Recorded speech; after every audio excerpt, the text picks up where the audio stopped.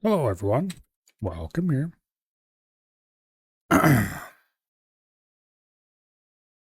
Today, unfortunately, the game PC is still down. So I guess that means more RuneScape for now.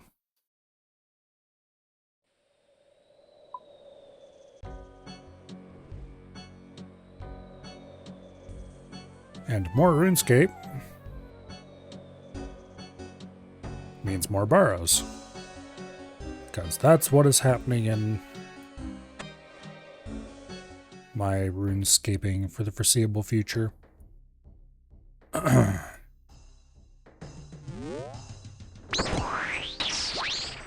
really like to get the last two pieces of the Gutham set so I could leave here.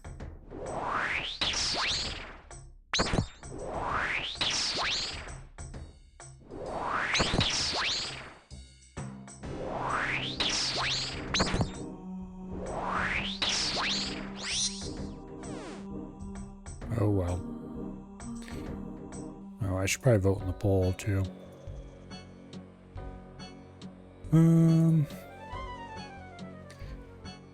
New island, sure. That island actually looks kind of cool, some parts of it anyway. Technically I don't really want to see the quest, but I guess I'll vote yes anyway. I don't really care about the repeatable boss. The new Slayer Master looks cool. The new crafting method looks very cool. The new hunter method looks cool.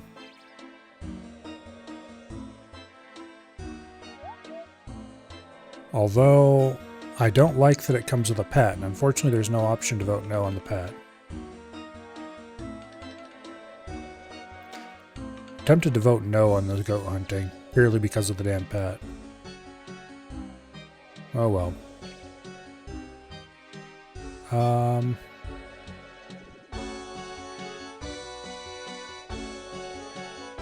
don't think I'm gonna like this quest, but I'll vote yes for it anyway. And definitely I would like a new agility method to come along with it. I don't care about the bingo system. I'm going to vote no on the PvP tutorial because it says PvP.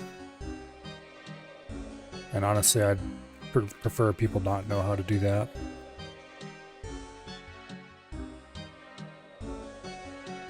Alright.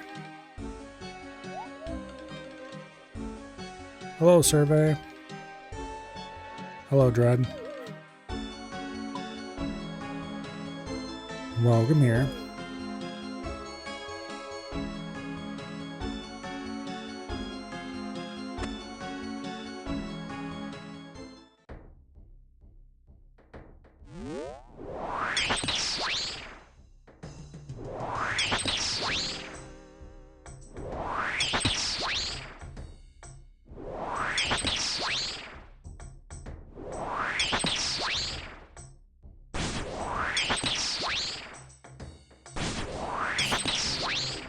With a set of tank armor,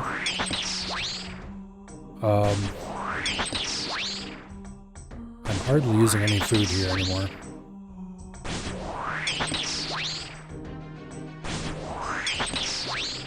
Which makes sense, because I used to do Barrows on the main. And I didn't have medium combat tasks on the main. And my prayer level was lower than my current prayer level, I believe. Nah, it's probably about the same, actually. But I would do it in a specific order. So I would do Darok first, because he was the most dangerous. And then I would do Aram and then Carol. Or was it Carol and then Aram? Doesn't matter anyway. And by that point I'd be pretty much out of prayer. And so I'd just tank the rest of them with armor.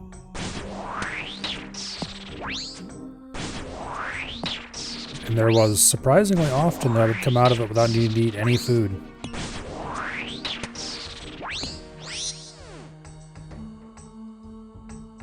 So I suppose with the medium combat tasks, my prayer goes a lot farther.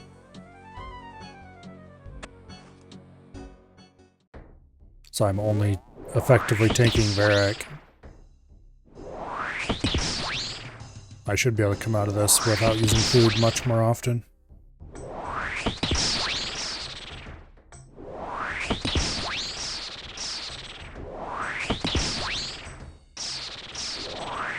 Ooh.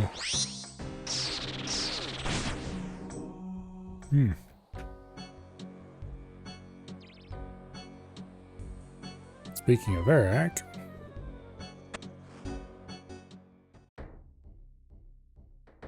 he is not here right now.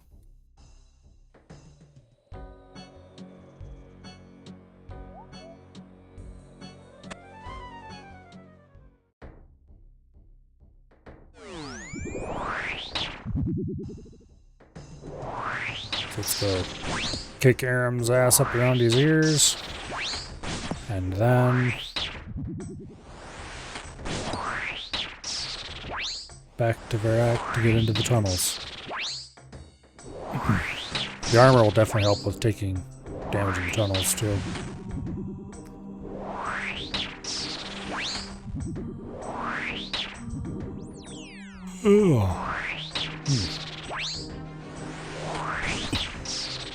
So yeah, today Jagex announced a bunch of future updates.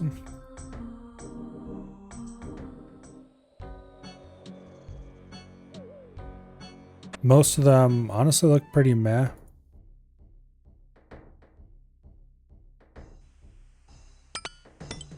There's only one of them that looked all that interesting, to be honest.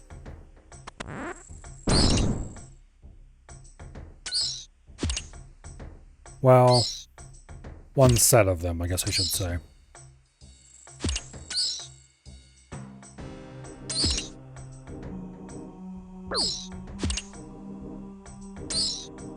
So,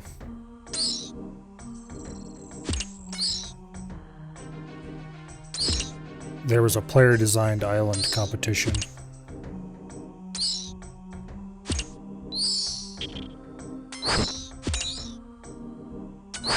And that island looks kind of cool. I don't know why he's hopping in and out through that door. I mean, yeah, I know what he's doing. I'm just not sure why he's doing it there. Well, hello, Varrock.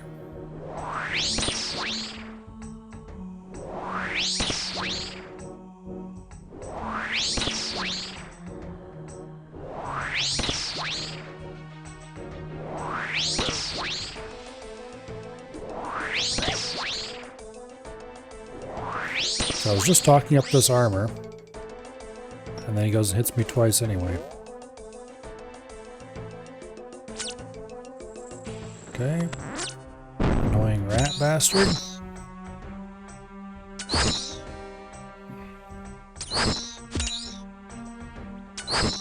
I kind of wish these crypts were multi-combat.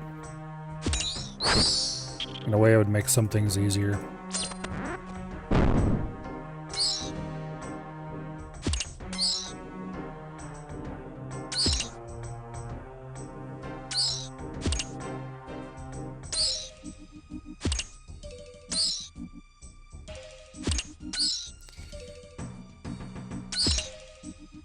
Come on, stop hitting ones.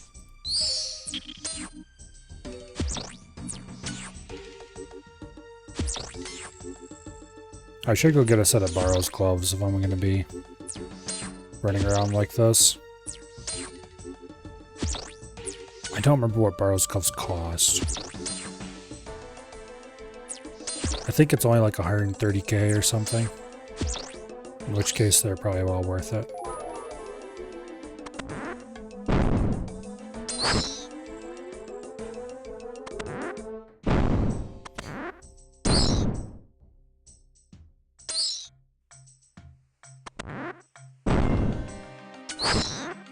Well, let's see, what else would I have available that would increase my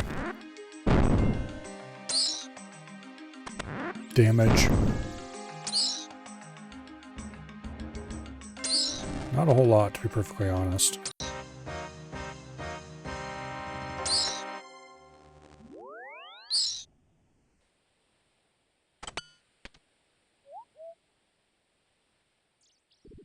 Yeah, let's go grab some Barrows gloves. I've got the money on me. It would take up an inventory slot, but I'm using less food, so that's not as big of a deal.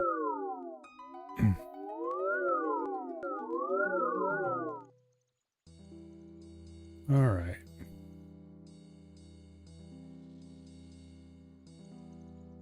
So I believe the Barrows gloves are like 8 strength? Something like that.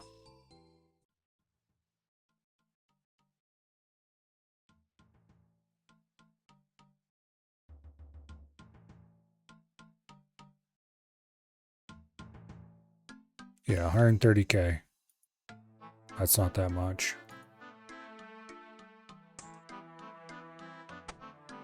Okay. It does mean I have more items to switch, but it's not that big of a deal. And they are 12 melee strength. Okay, I was wrong. They're more substantial than I remembered. Plus attack bonuses and defense bonuses. Not that those really matter that much.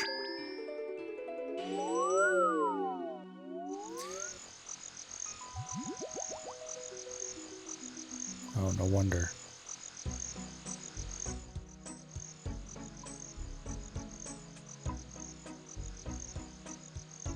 Area sounds are cranked to 11. Okay.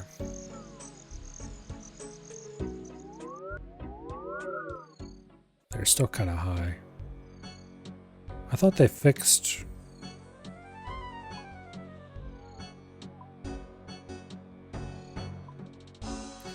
Whatever. Anyway.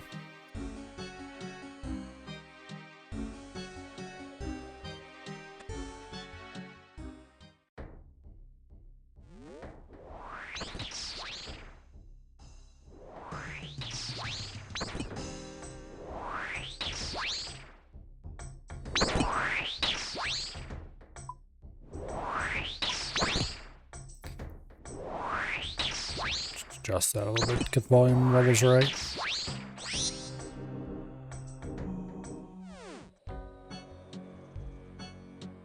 Okay, Dark is down, on to Guthans. Guthan.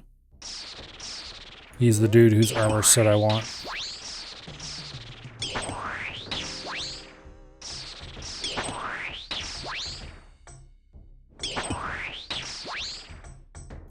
The pieces I'm missing are the leg and the spear.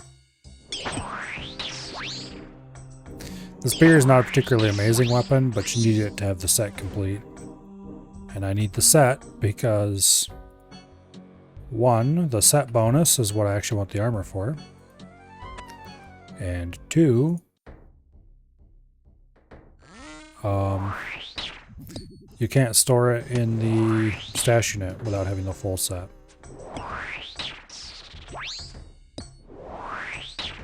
And a big chunk of why I'm willing to bother farming out that armor at all is because it can be stored in the stash unit.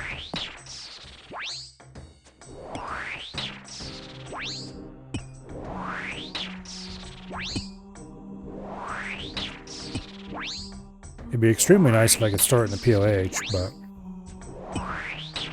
alas.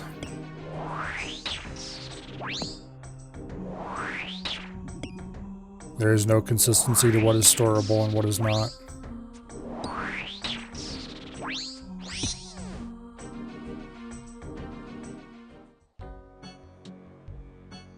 Ooh.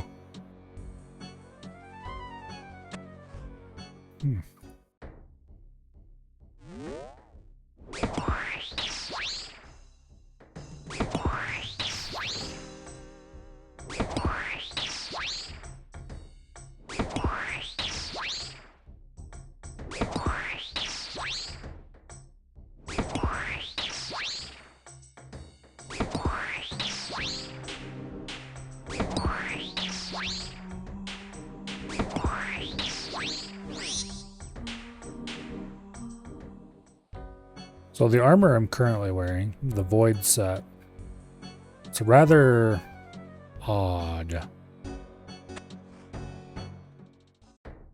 The Void set is special in that it has a set effect when worn.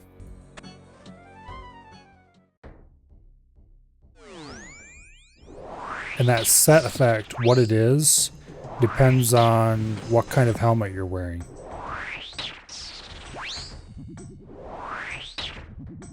It's very like Terraria hard armor, Terraria hard mode armor that way.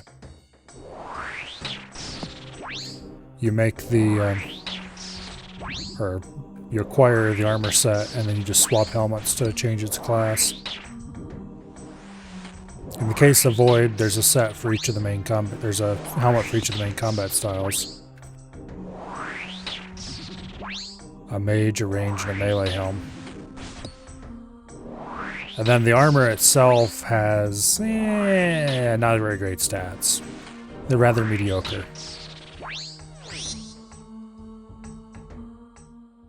Ugh. But then the set bonus gives you percentage boosts to accuracy and damage.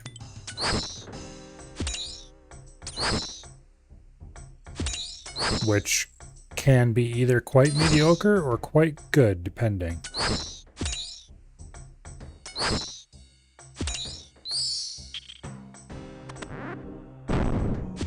Unfortunately, none of those boosts help with defense. So it's still crappy defensively no matter what you do.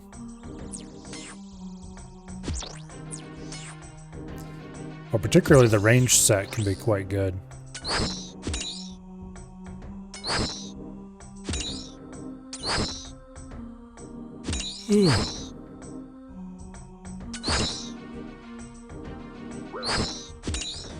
I was wearing the mage set version of it, because then I could just swap the helmets to have a melee switch for use against creatures who didn't deserve me wasting runes on them, basically.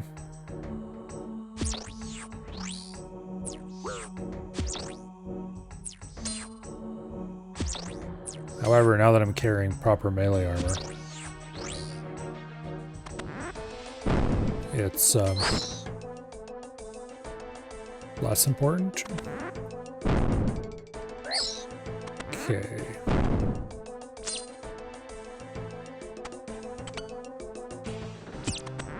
Actually, Varrock, we want this armor.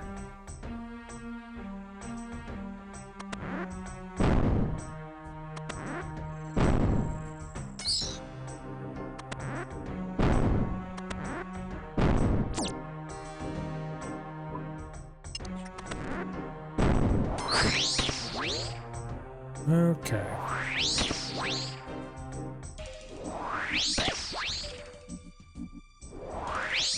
That bastard hit me.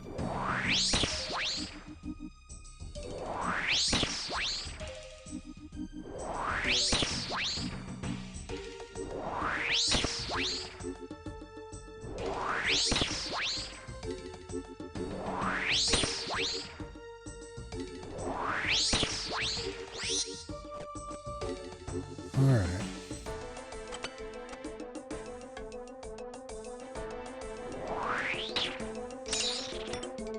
So do you need to kill one more creature?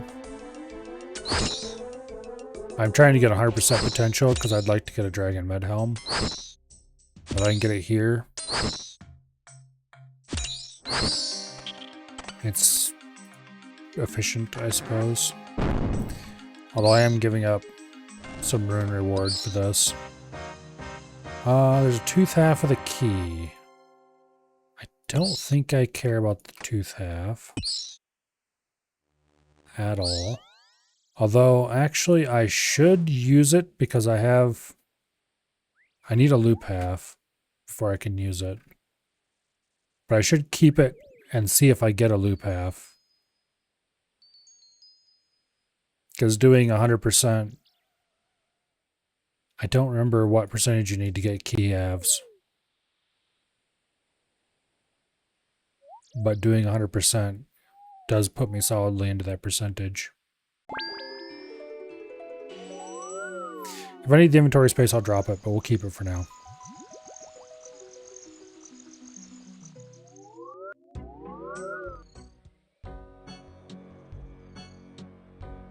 But I have crystal shards in my inventory right now, so if I get the loop half as well, I'll be able to make an enhanced crystal key.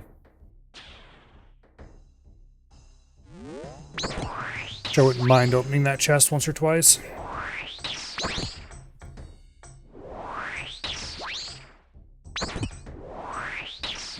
I think I've opened the enhanced crystal chest before.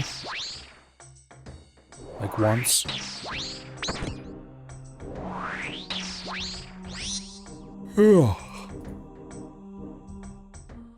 I don't usually keep key halves around because the main loot they give you is not that useful. It's a dragonstone, which, like, dragonstones are cool and all, but most of the things I want to use dragonstones for, I've already used them.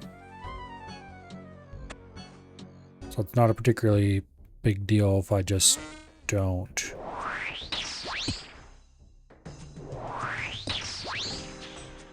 And then the other loot that's from that chest, not that exciting. There is a unique armor that you can only get out of the enhanced crystal chest, but it's really, really hideous.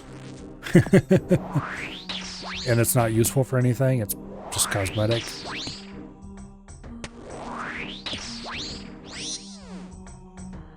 A really ugly cosmetic. Ugh.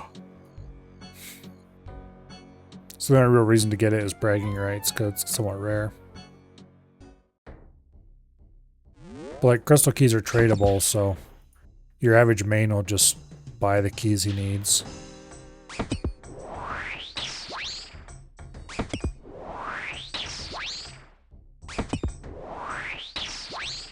If they want it.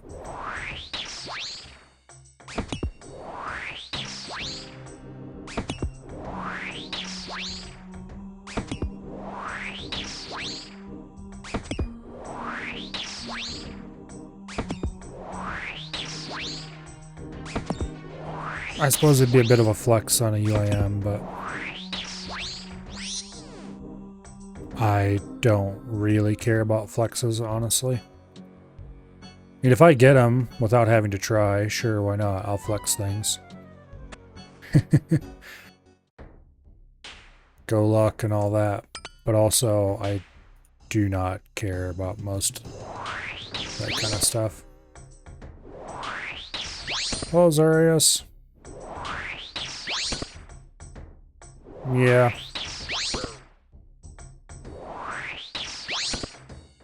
Old school is easy enough to install. There's no saves to worry about. So it works reasonably well for something to run on the workstation without me having to play around with SSDs to get everything moved over to a PC where I can use it. Yeah.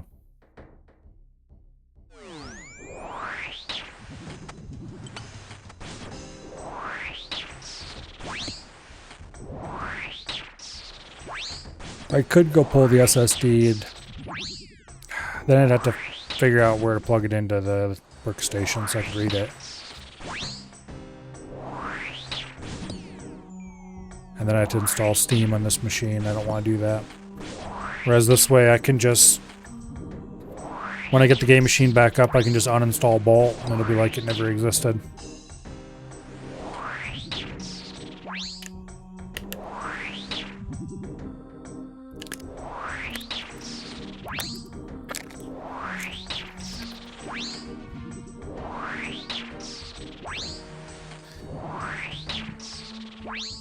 Bolt is the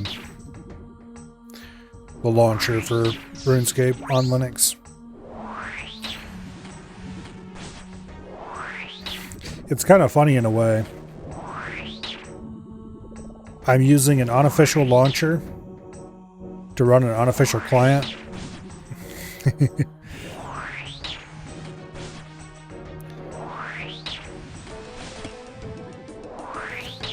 It's like hardly anybody uses the official RuneScape client. It's trash. They keep trying to improve their official client and it keeps being trash.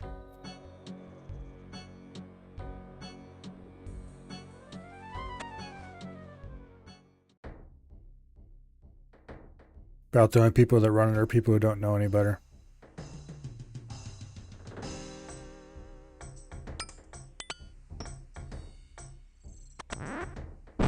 And on Linux, because they can't be bothered to make their Electron piece of shit launcher work, you either have the choice of running it through Wine or Proton, which does work. I used to do that in the Steam Deck. Or you can just download Bolt, which does what their launcher does, but natively.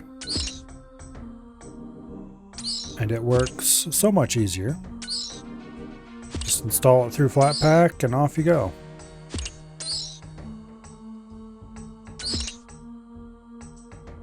No Wine or Proton required. Because the client, the unofficial client, RuneLite, does support Linux. It's just the launcher that doesn't. I suppose their official client doesn't.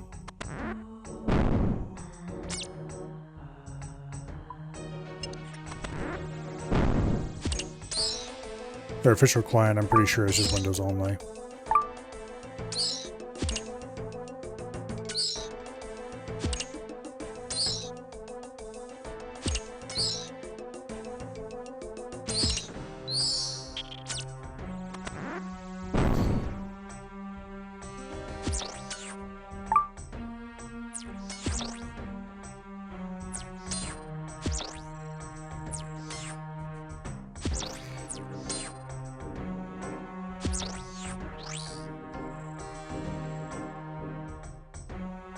Okay.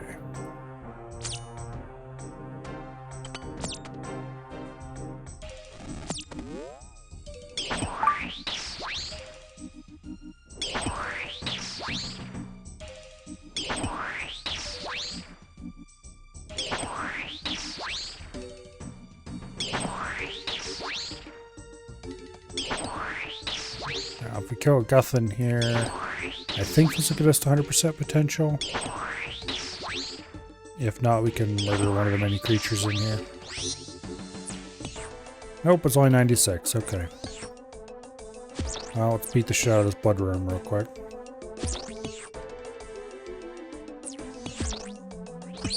And that should be 100%. Yep. And we were not rewarded. The money value is not too bad. Not that I really care about the money value. It's just a decent indicator for whether the pile of random runes I got was good ones or not.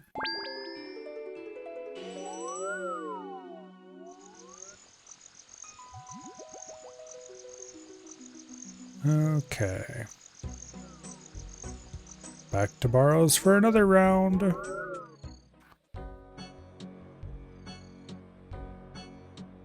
And around and around and around we go.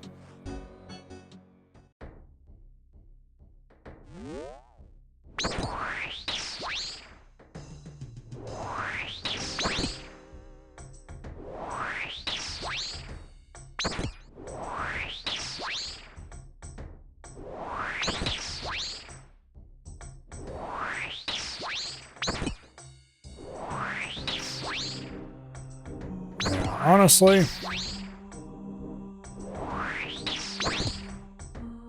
yeah, this place just sucks. At least it's easy. Doesn't really take much in the way of supplies. The non-unique rewards are fine. Like, you're not getting huge value for every run or anything, but you profit runes. Even if you're using, like, you're using magic here to kill the brothers. And you profit more runes than you use over time. So it doesn't really cost anything to run Barrows. Except whatever you're using for food. And you don't use a whole lot of food either.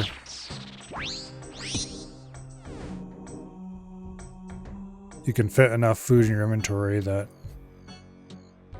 you don't have to resupply every run. Or even most runs. And if you have a Barrows teleport in your house, and if you have a pool in your house,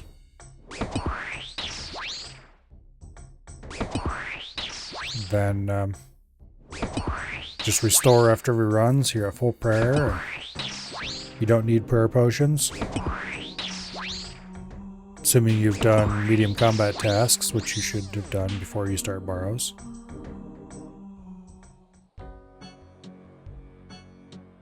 So it's an extremely easy, quote, boss, end quote.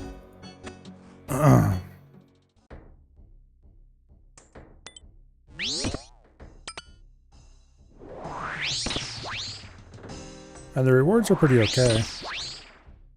The armor sets are fairly useful. Aram's is a fairly solid mage set. Darok is a pretty solid strength training or generally melee skill training set. Because you can, its special effect is basically do tons of damage. So you can use it at Crab or in Nightmare Zone or any number of other places. To hit very hard indeed. Anywhere where you're not expected to take damage.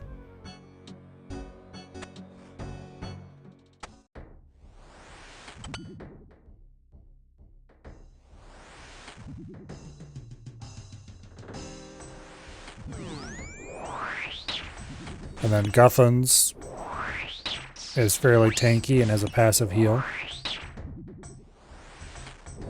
So that's quite nice for certain AFK activities or extending trips at certain bosses.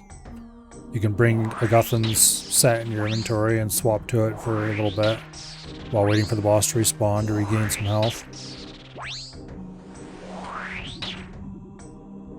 Carol's kind of a mediocre range set. There's nothing inherently wrong with it.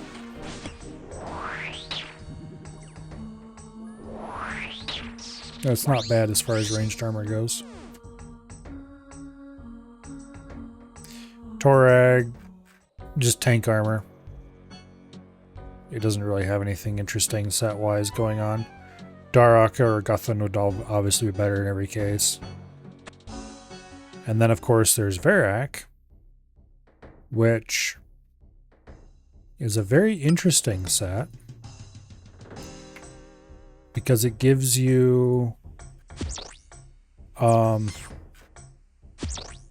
defense and prayer penetration. I think it's a 25% chance to ignore any defenses an enemy might have.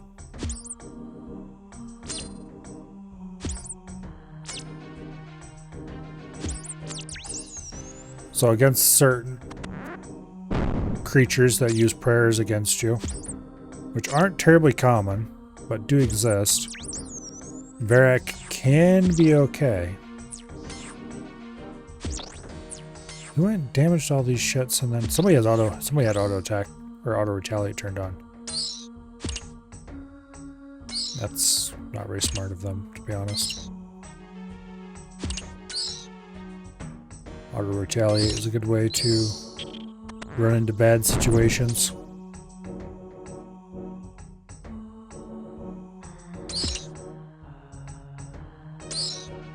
Anyway, Varric can be useful at some bosses that have really high defenses in general.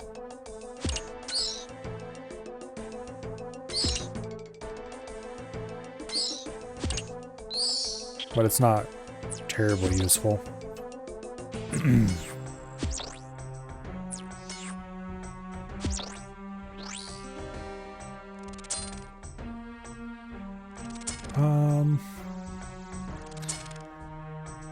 I think we have enough that all we have to do is kill Guthan yet.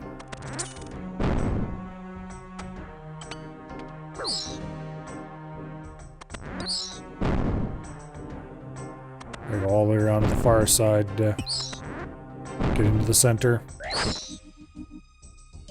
So the way the layout down here works, you will spawn in one of the four corners.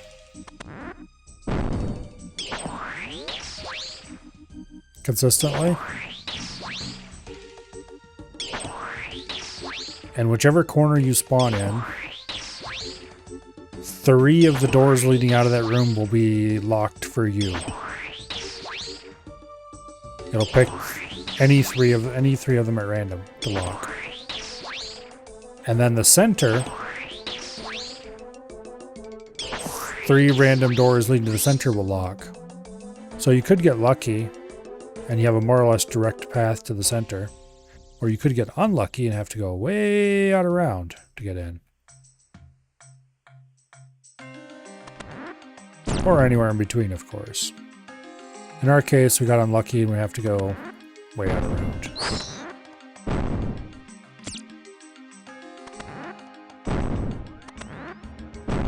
Okay, we are at 100%.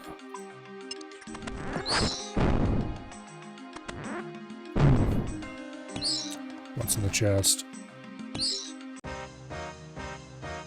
Nothing useful.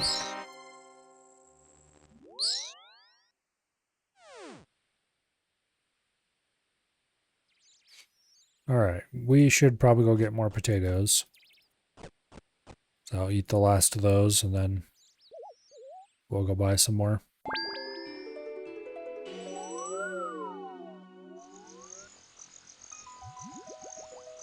Off to the Warriors Guild.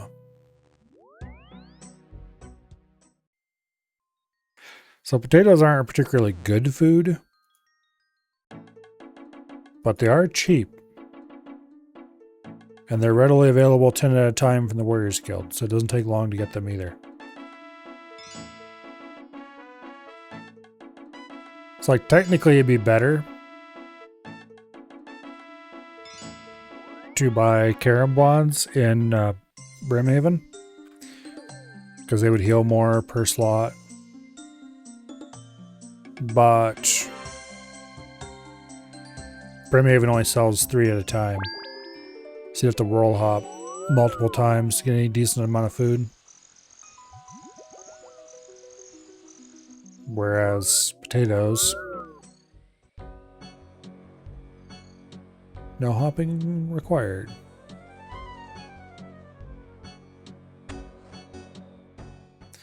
And it's just a lot easier to get to the Warriors Guild than it is to get to Brimhaven.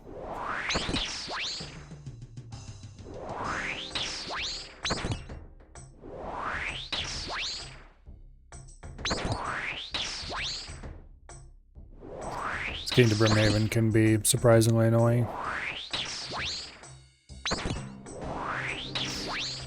Well, generally you would teleport to Ardoin and then pay to take the boat to Brimhaven, and then you gotta run to the food store and blah.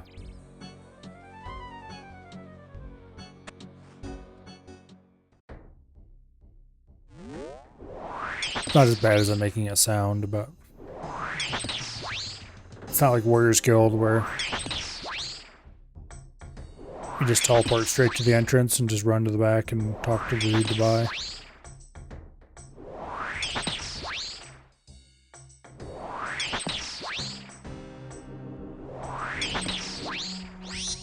Warriors Guild is a good enough option that can be nice and lazy.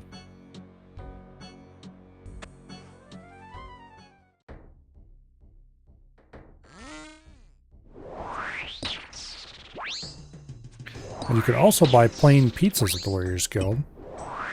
And then you just have to go to a charter ship, buy a knife and some pineapples, and you can make pineapple pizzas.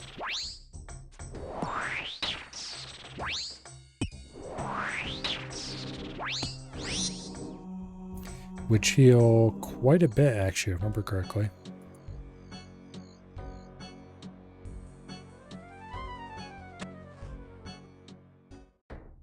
If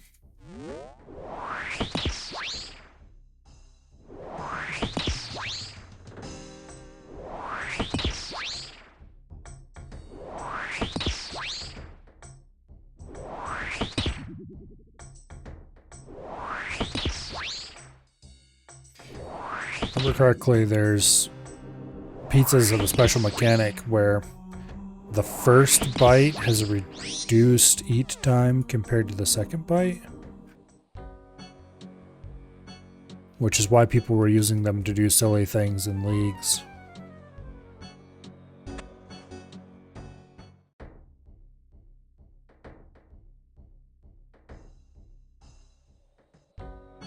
Because there was a relic that made it so you didn't consume. You didn't use up food when you ate it. Which meant you could just eat a single piece of food forever. So, that meant you always got the fast eat when you ate a pizza. Because you're always eating the first slice.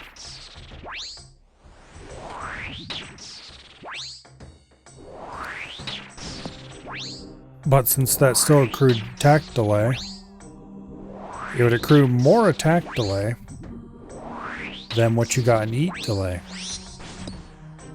So you're able to spam click the pizza really fast. Same thing worked with pies, I think. But anyway, you could spam click it really fast and eat a whole ton and build up a long old attack delay. And then you just sit there unable to attack while waiting for it to count down. Kind of funny. That damn rat.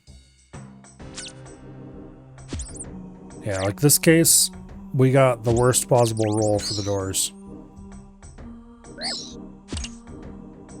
This door and that door means maximum distance required to get to the unlocked door.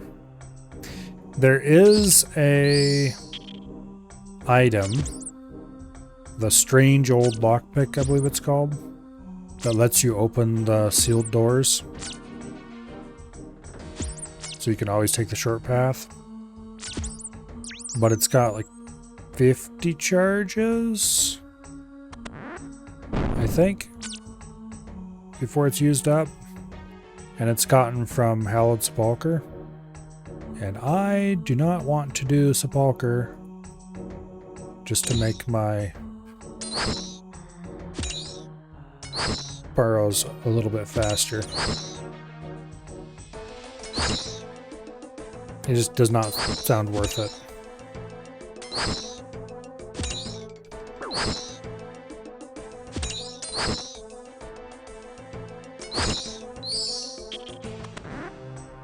It would be a nice item to have, but I don't have it.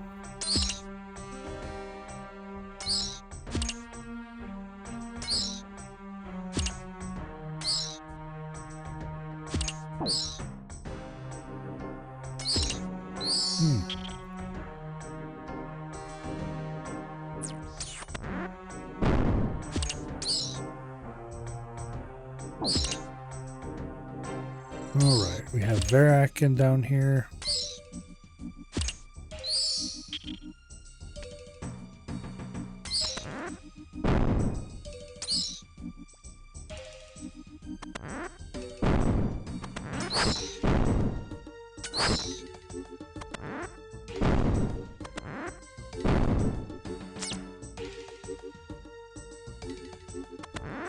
There he is. Damn it, Verak. Stop hitting.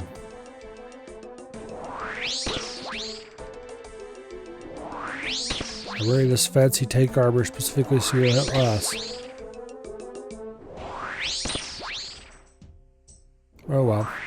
Varrock always was and always will be the #1 source of damage.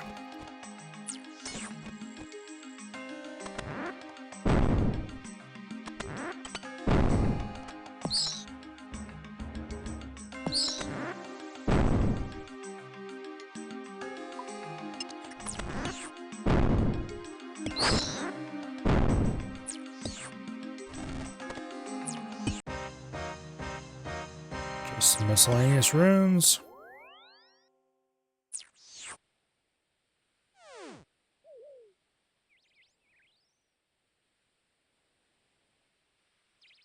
Okay.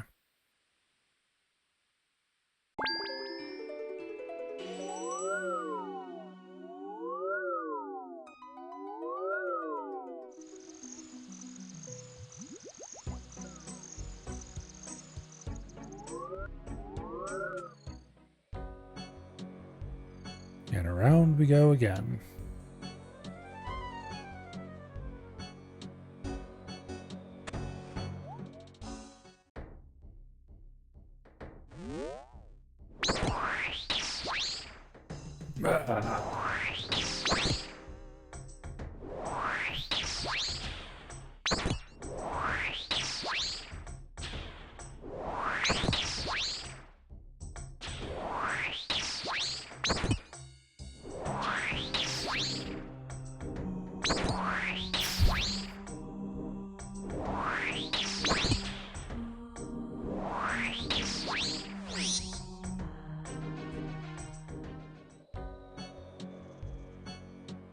Okay, now for Guthan.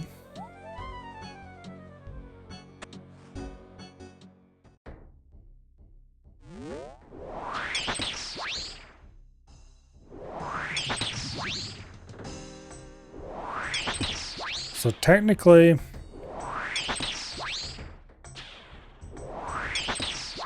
it would probably be faster if I just killed Guthan every time and then immediately bum rush the chest, ignoring contribution and all that. My chance of getting an item would be way lower. But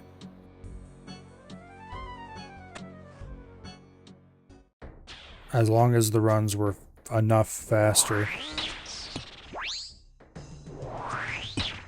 I would only ever see Guthan items. However, there's no dry protection or dupe protection or anything at Barrows. So knowing my luck, I'd probably see half a dozen of one item and none of the rest.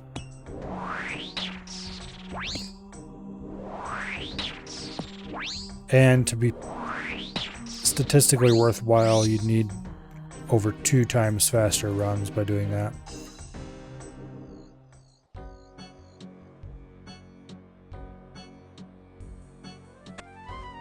And you'd still have to figure out which of the Barrows has the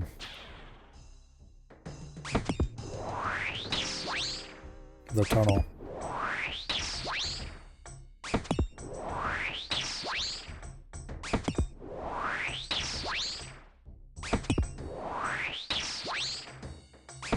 It would be kind of funny if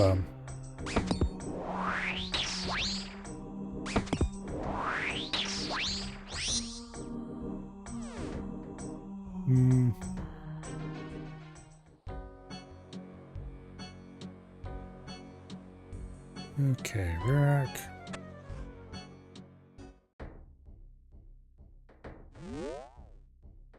For some reason I'm getting Varrock in the tunnels a lot.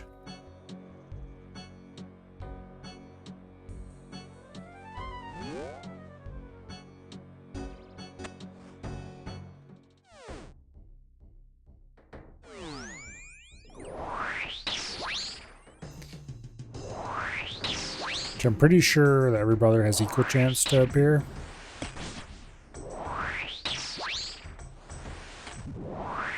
But today I've gotten pretty much Varrock almost every time.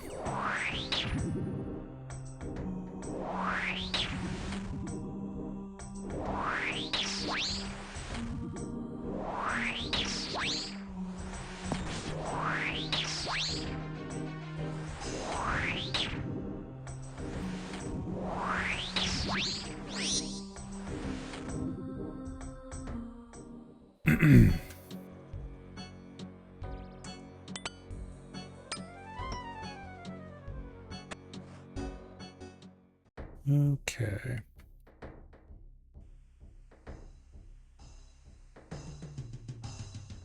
Here's the door we want this time. It looks like it comes out way on the other side again. Really? Okay, well.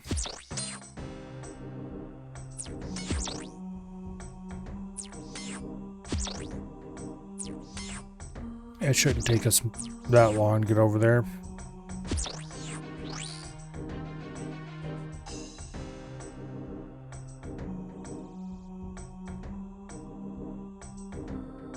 It'll take longer to clear out enough of the ads to get 100% on the potential.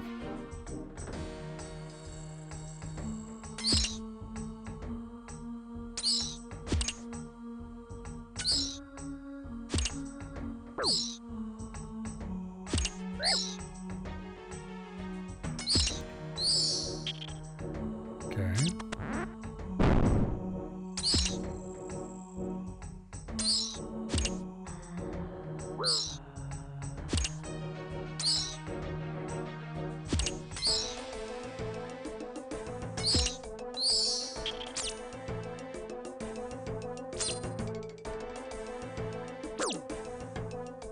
Let's get rid of that damn rat.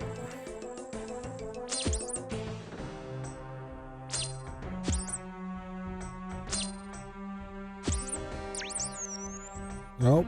The skeleton we were gonna kill disappeared.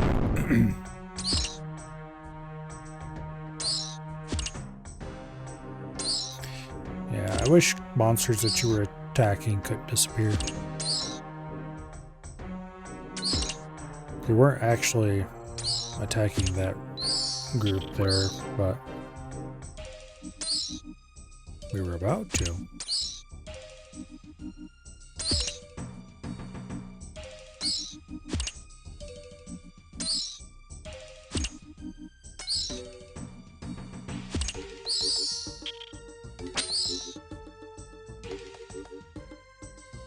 Okay.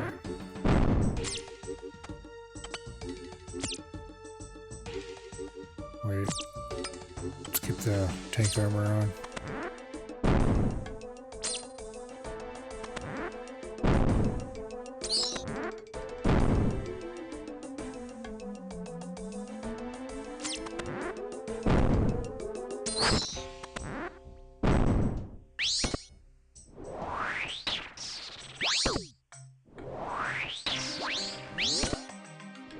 Yeah, it helped if I remembered to pay. It's a rhino wearing the helmet. Oh,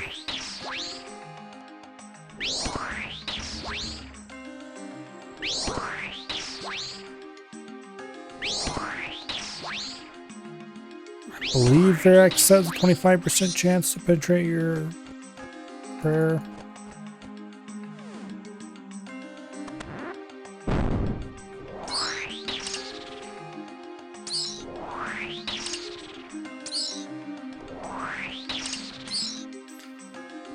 Anyway.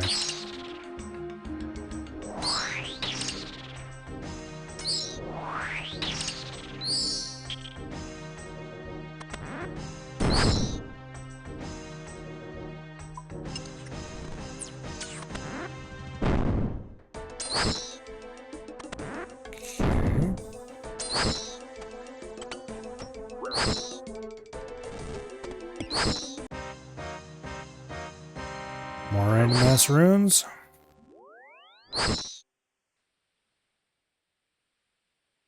Ah.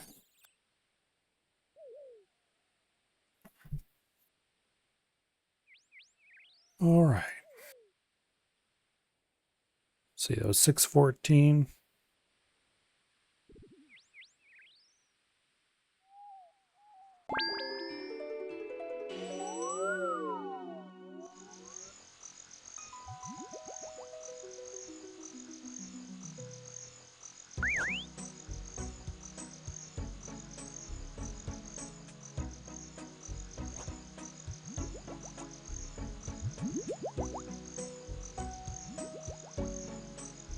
Okay.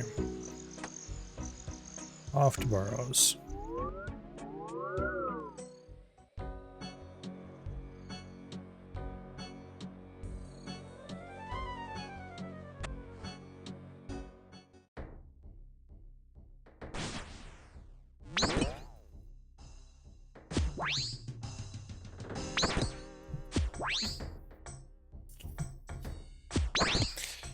Unfortunately,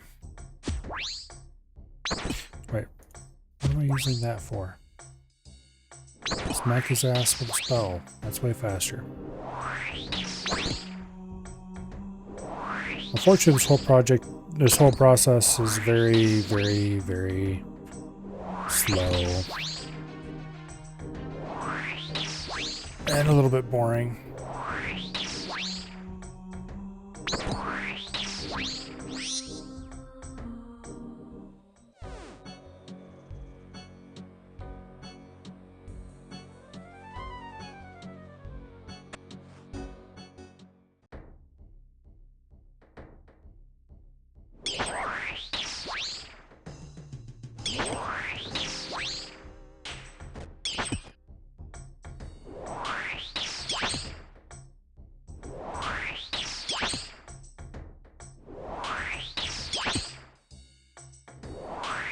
We'll fill up on potatoes again after this.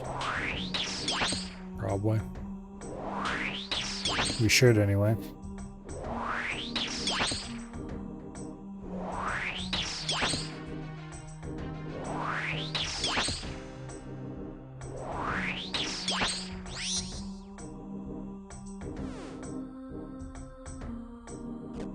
Okay.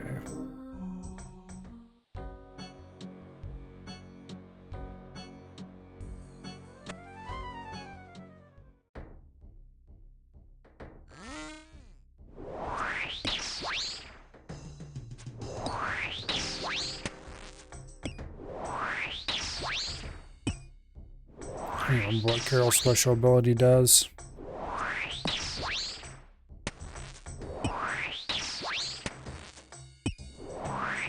Oh, it looks like it drains agility.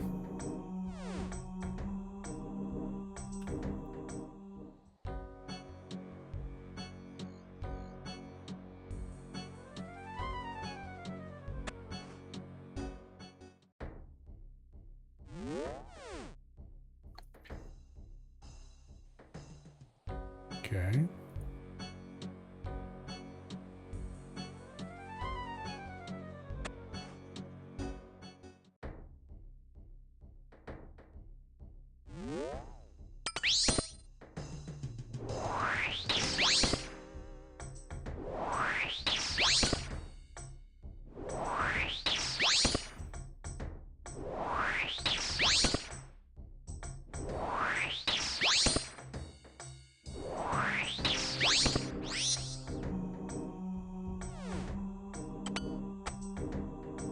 Now,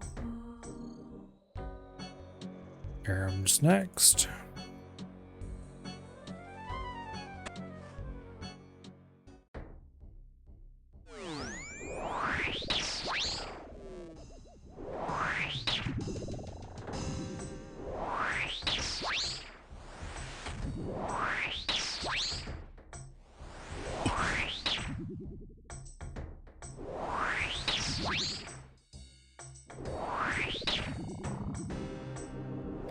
So all of the Barrows brothers have a reasonable air weakness.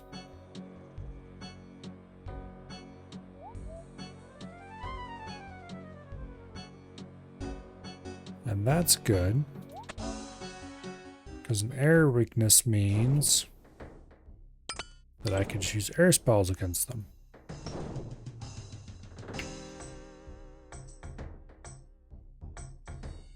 See, everyone always used to use elemental spells against Barrows brothers because they have a very, very low magic defense and magic level.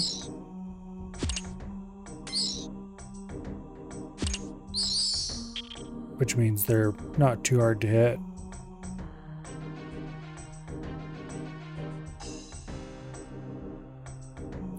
But then when they added elemental weaknesses, they made them weak to air, which just turbocharges that.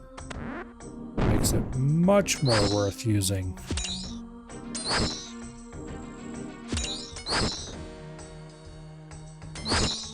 English for everything.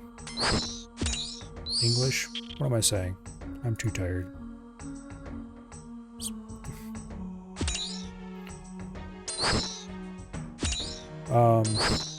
Magic. Air spells.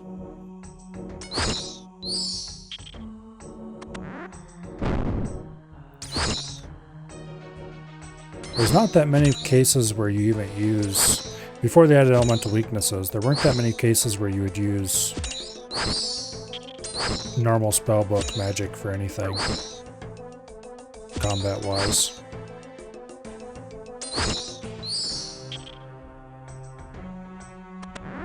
It just wasn't very common.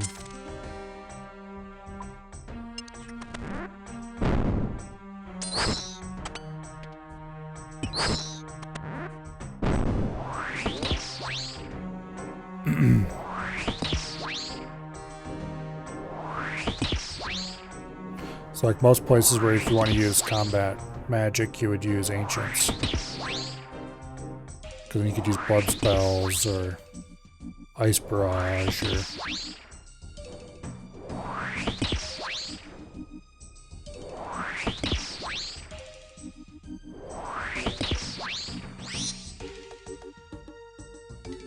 Okay, 100% potential. Aram's Hood, and an elite scroll box. Sure, why not? Alright, the scroll box can get stuffed in a corner somewhere. The hood. I want to drop over to the main eventually, but for now I'll just carry it around with me because I'm too lazy to get rid of it. And we should go ahead and make a note. Unique number 34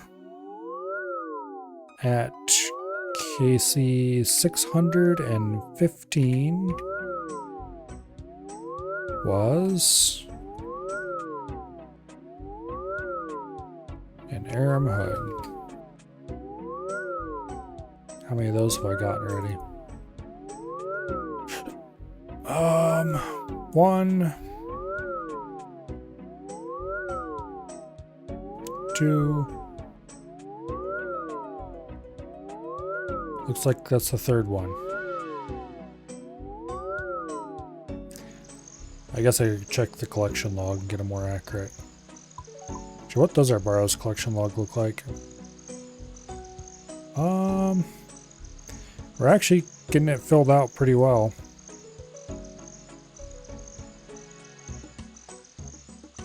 I've gotten a full Carol set, a full Aram set, almost a full Darok set. 2 out of 4 Guthans. I am missing Torag's plate body, and Varric, the only piece I've got of Varric is the flail. So thank goodness I'm not trying to farm out Varric. Yeah, why couldn't have I got Guthan instead of Carol or Aram? Oh well.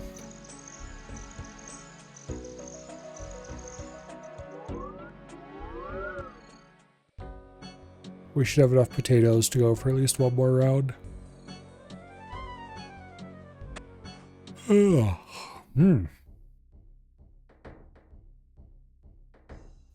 it's dark in the tunnels.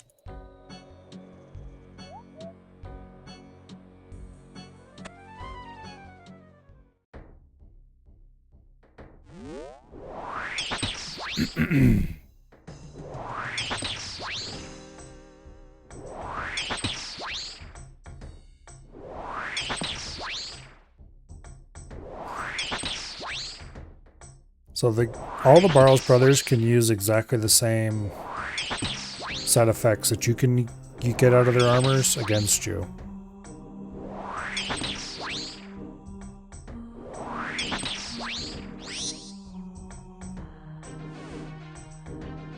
Which is what makes Darok, for example, so dangerous. because his set effect is that he does more damage the lower his health is. And so he can hit for like 50 something damage. It's not okay.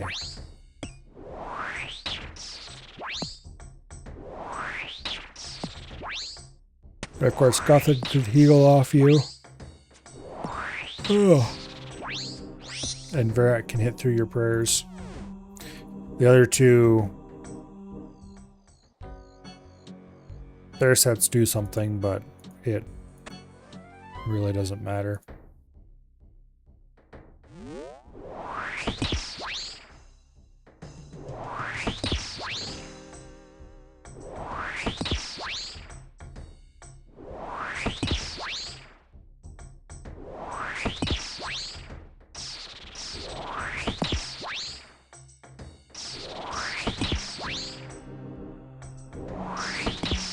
Okay.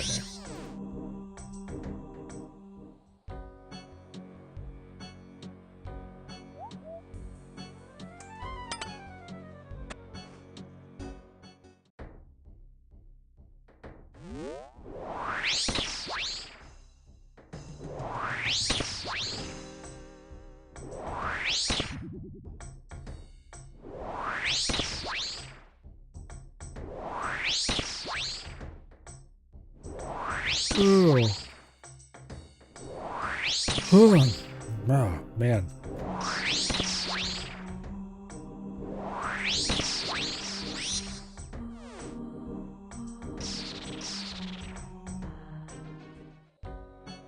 Yeah. I did not get a nap in the middle of the day today.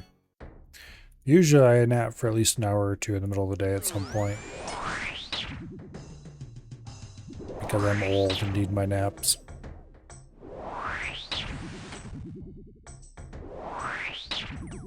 But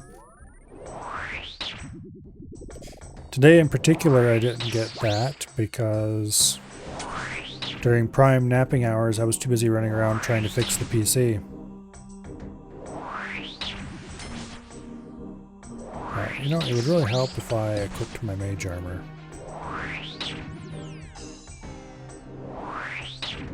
Instead of leaving my tank armor on.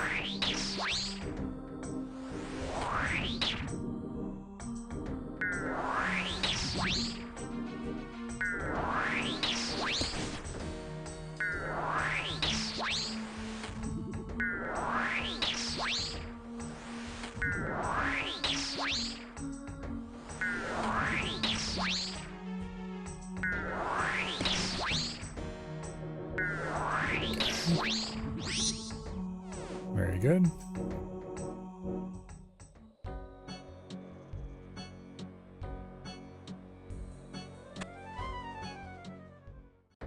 Now,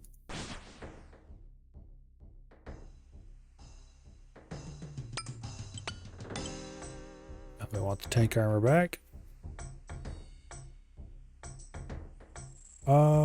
Not quite as bad as it could possibly be, but still a fairly long voyage around the outside. If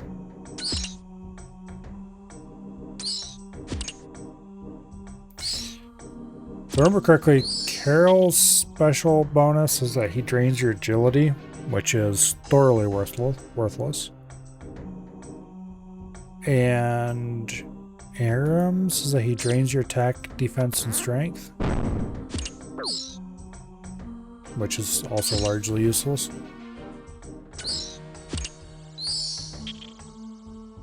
I guess in theory, Carol's could have some very niche uses for PvP. Like, draining someone's agility is generally not useful.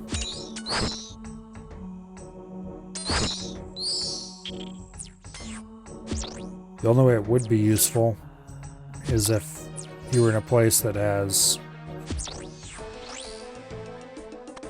agility shortcuts to escape with.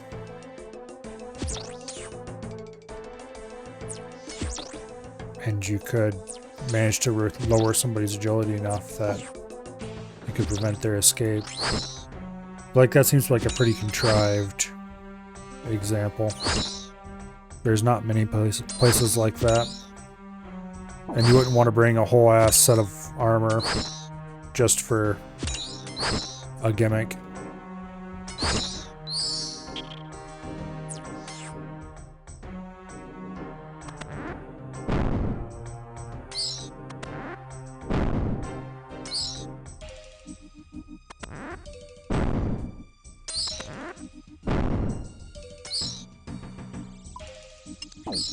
Okay.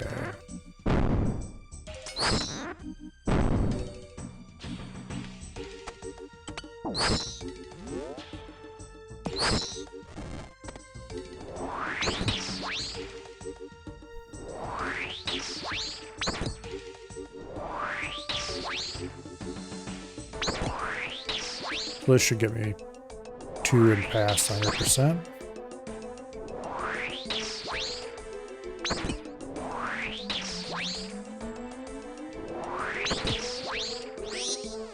Here we go. Gibloot. Guthan chain skirt. Hell yeah, let's go. That's huge.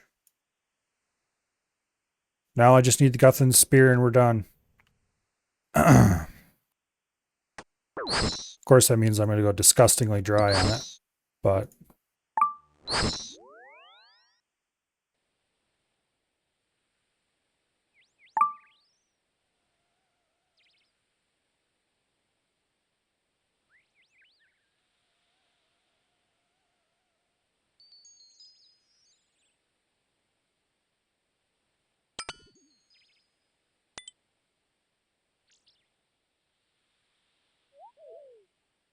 there it is. Nearly full Guthans.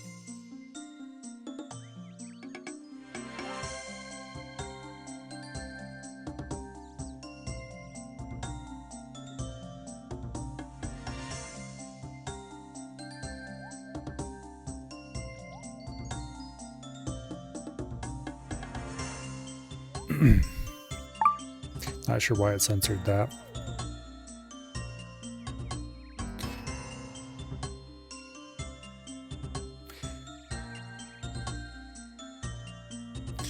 Guthans is kind of derpy looking in some ways.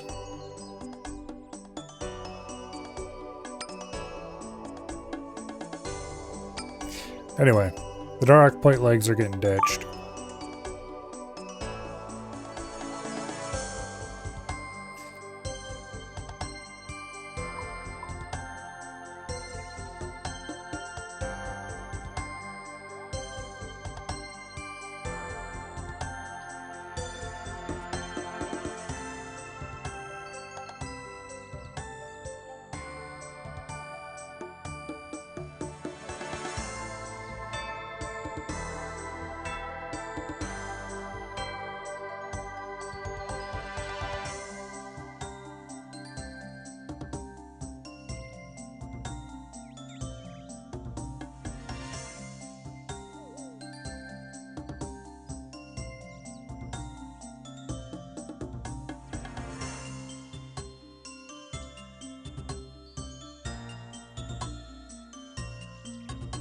Alright.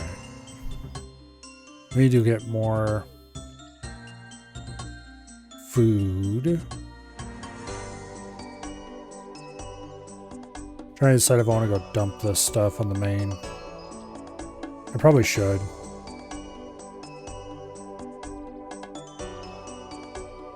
Means I need to log the main in.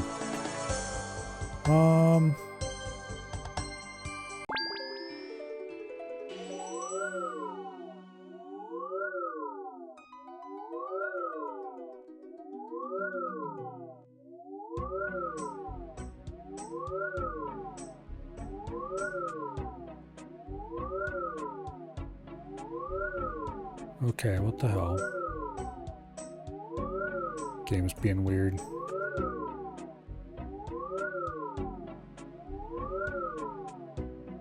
Alright, well that logs in.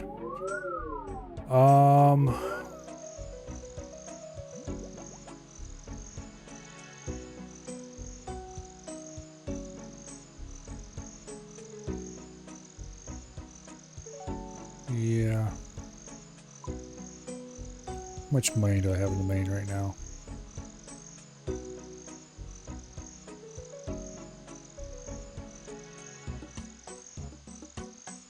Okay. Let's see.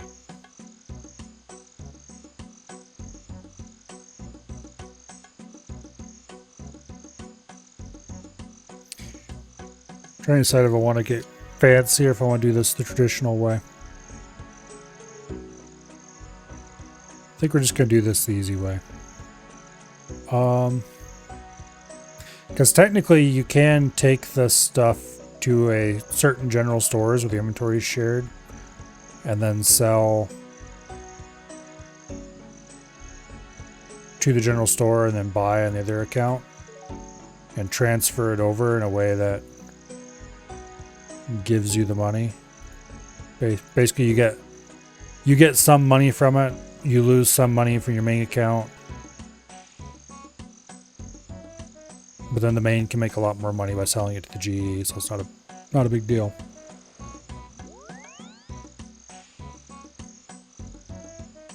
However,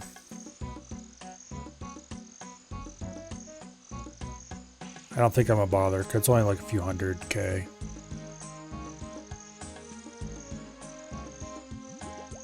So I think I'm just gonna go to Lumbridge and drop it on the ground and let the main pick it up.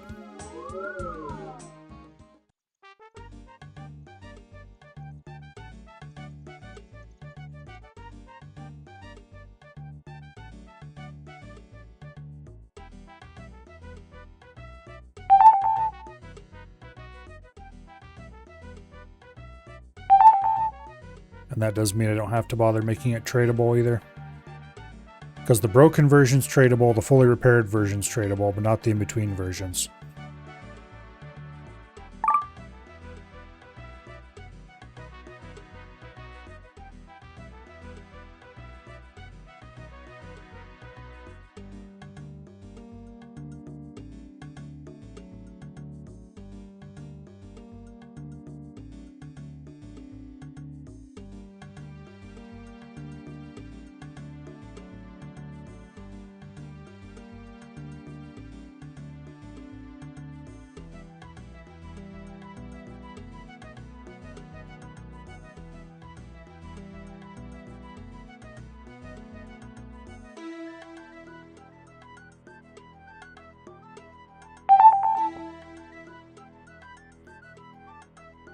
I think between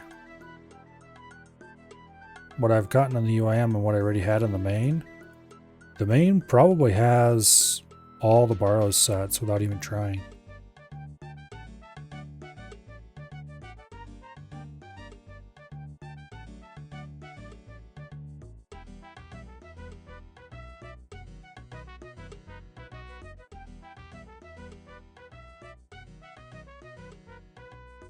Yeah.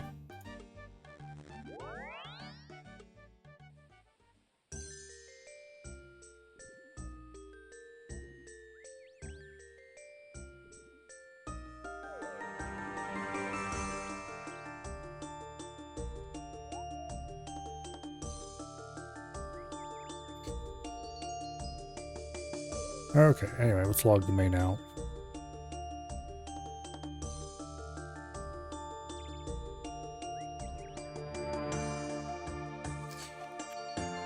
Now that that's taken care of,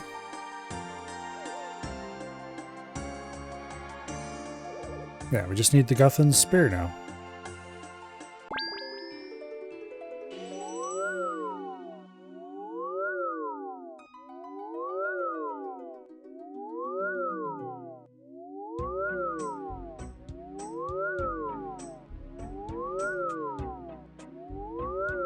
Not sure why he thinks I'm 6 away.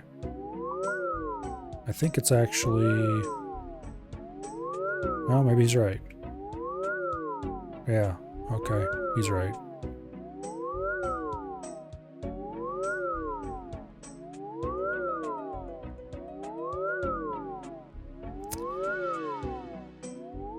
I don't honestly care if I green log. I guess it'd be cool, but like, It's not important at all, the green log. All that's important is I get that stupid spear. So what is the rate for a individual item? I'm kind of curious.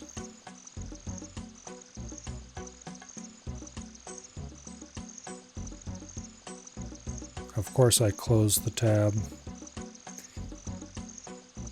for the Barrows chest.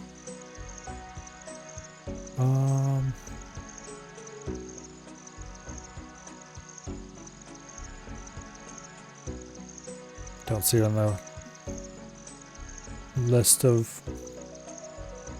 Well, I can get it that way easily enough. Okay. Barrows chest. Scroll to the bottom.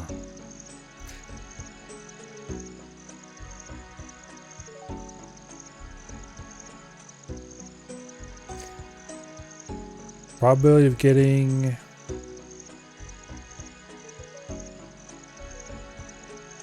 at least one specific unique. It looks like...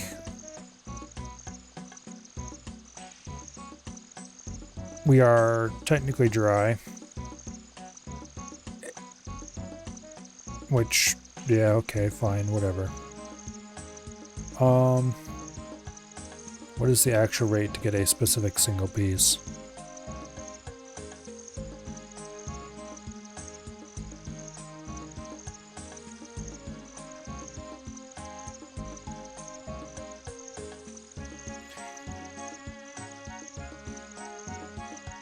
It doesn't actually say anywhere. I suppose I have to calculate it myself. Well, okay. It's 7 rolls at a 1 in 2,448. Sure.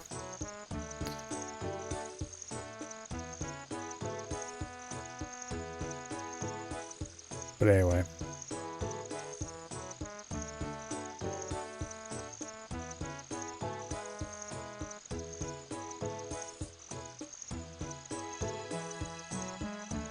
Yeah.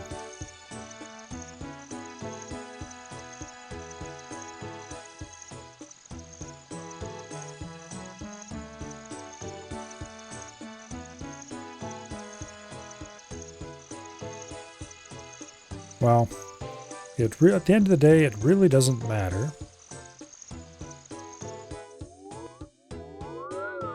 I don't actually want to go here. I want to go to the Warriors Guild and buy food. And it really doesn't matter because our chance of getting a specific unique is no higher than getting all the rest of the uniques.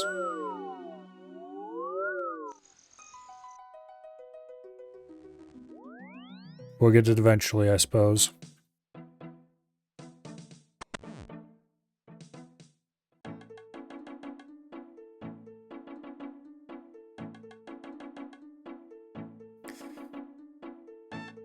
So basically, for every brother you kill,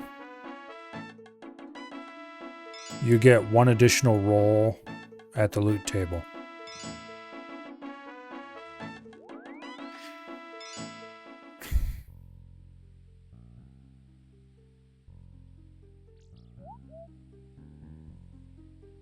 In addition to the base, you get a base roll of 1 at the loot table. And then you get an additional roll for every brother you kill. You can only roll uniques from the brothers you've killed.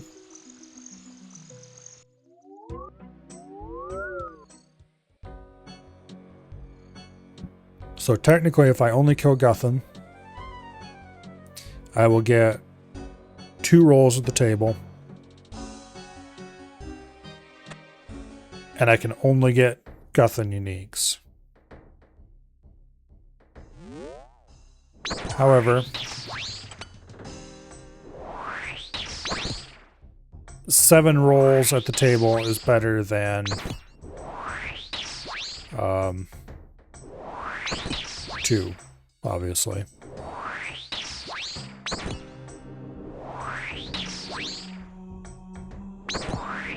So what is the actual time efficiency calculation for that?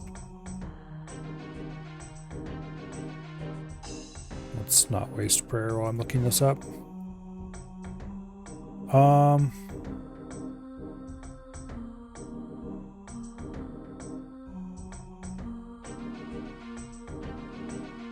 When hunting for your last few uniques, killing all 6 of the Barrows brothers compared to just 1 increases your chance to receive a specific piece of loot around 2.24 times. If run times to kill all the brothers are 2.24 times longer than to kill a singular brother, then it's more efficient to just kill the one you want.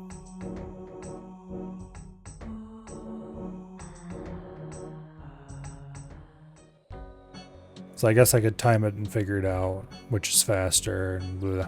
It's not worth it.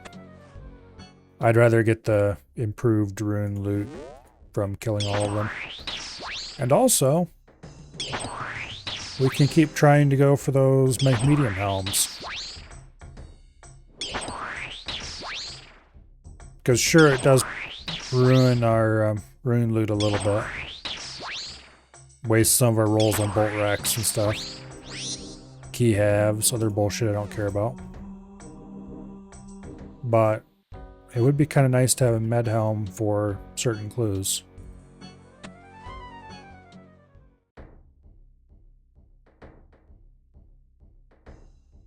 Filling a stash unit is never a bad thing.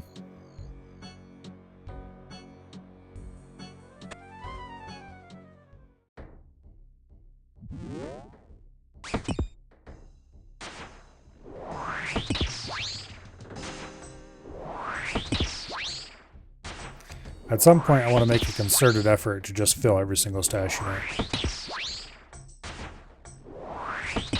Obviously, that's non-trivial for some of them. I already filled a lot of the easier ones to fill. And I guess, depending on how you look at it, technically this grind is to fill a stash unit. Oh, speaking of which, I should log that drop. That was 616 Guthan skirt. That is unique number 35 at 616 KC. Was that actually back to back with that Aram's hood? Sure enough, it was. Okay. Guess I'll take that.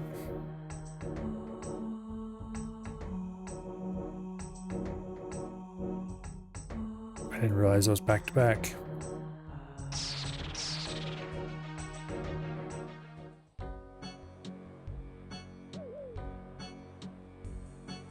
It looks like we might, if we can get the spear within the next 100 KC or so, we'll actually be on rate.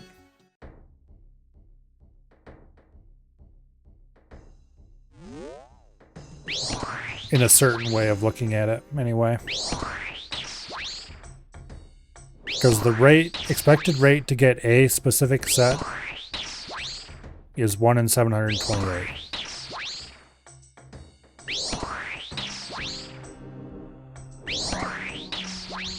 Expected rate to get any set is like 1 in 300 and something. In our case, we've already got 2 completed sets. Just neither of them were sets that I actually wanted, so I didn't keep them.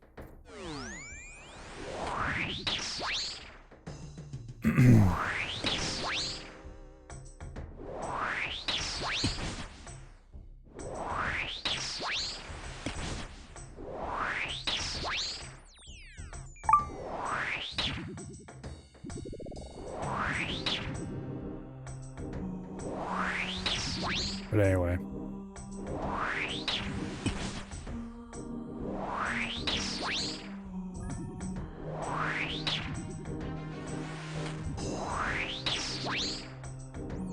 Do I have the armor stand in my POH? I should probably check, because if I don't, I should build one. Because that lets you repair your own armor. And I believe it's usually cheaper than paying to get it repaired, if your smithing level isn't terrible. And while my smithing level is nothing to write home about, it's not bad. So it might be cheaper for me to repair my own armor. In any case, it's more convenient than having to go to a repair person and paying them to do it.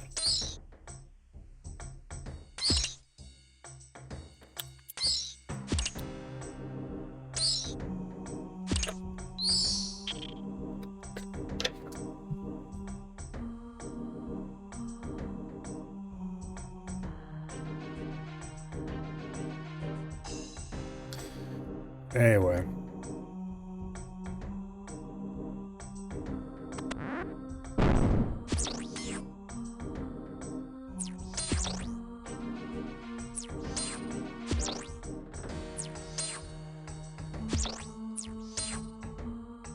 We have a nice short path. Get to the center.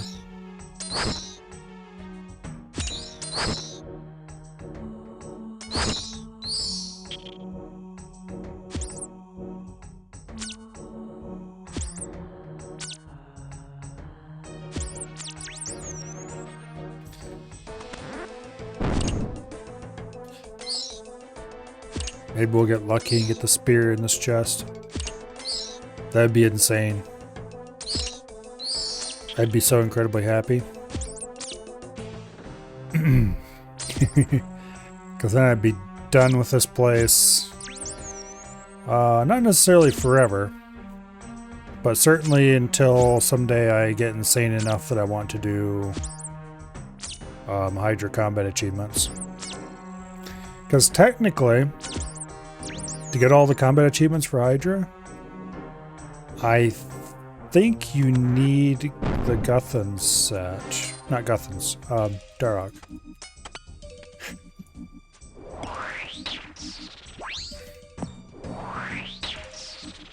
I think that one might be cheesable.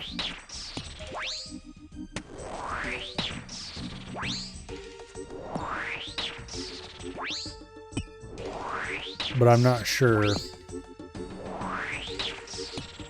If it is cheesable, then it's definitely going to be tedious and slow. But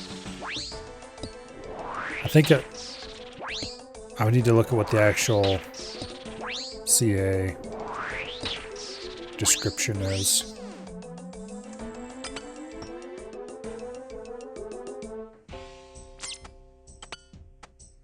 Okay, actually that is 100%, so we don't need the heavy armor on.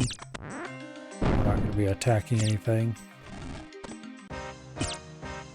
Okay, no back-to-back.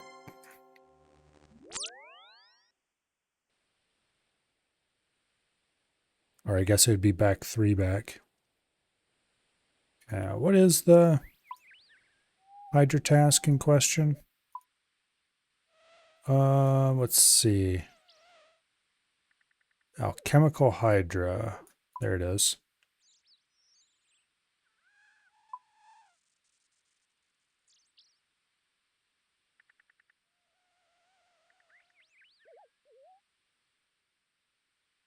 Kill the Alchemical Hydra using only Darok's Great Axe as a weapon, whilst having no more than 10 hit points throughout the entire fight.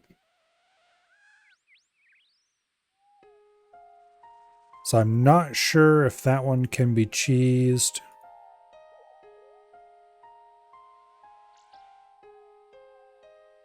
By using thralls or something.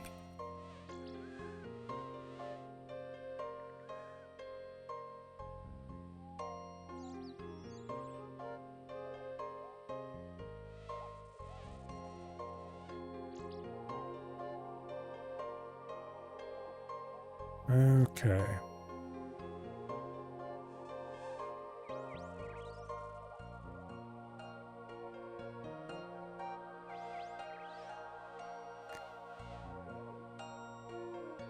Thralls can be used to complete this task, meaning it's possible to avoid using the set entirely, though it will be significantly slower. Inflicting recoil damage with Rings of Recoil, Ring of Suffering, or Vengeance is not allowed. So yeah, it's possible to just cast Thrall and camp for a very, very, very long time.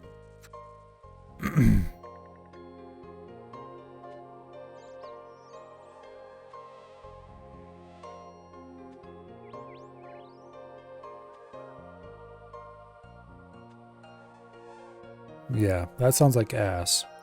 But also it does mean that technically I won't ever have to come back to farm out another Darrock's axe.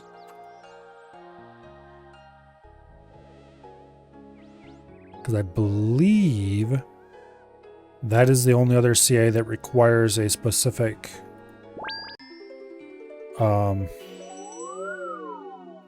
piece of Barrows equipment. There is one that requires you to have a Verax flail, but I've already done that one. Whereas Alchemical Hydra, I couldn't even kill it at this point if I wanted to.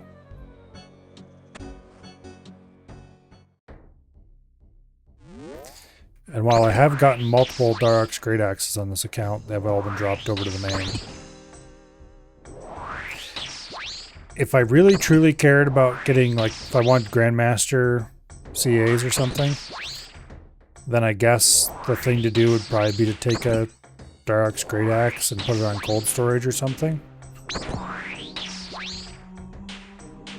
But realistically, yeah. I'm never getting Grandmaster in this account. Oh, Treebeard.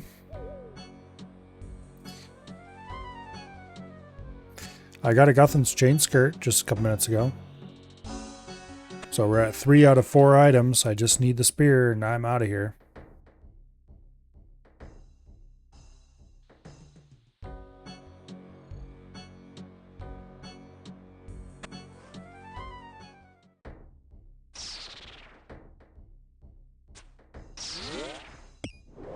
Of course, it could be a very long time until I get the spear. Now I'm at 617 KC. And I haven't gotten one yet.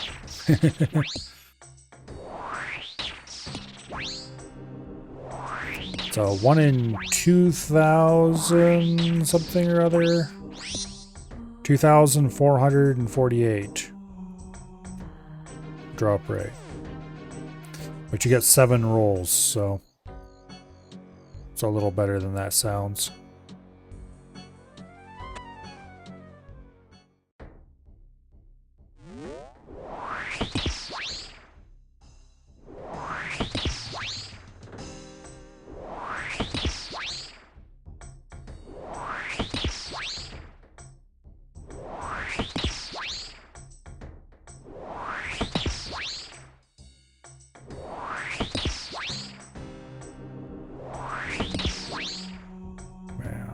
Anyway. Technically, I could go do Moon's Apparel now. I mean, I could have done Moon's Apparel anytime, but I could easily go do Moon's Apparel now. Because I have full tank armor.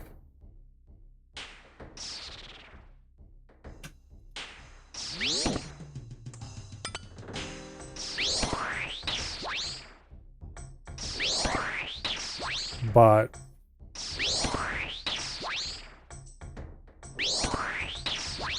the problem with that idea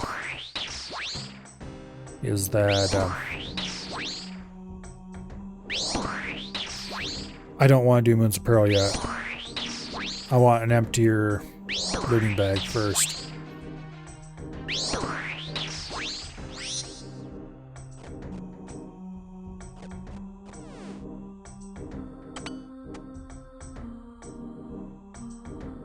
Okay.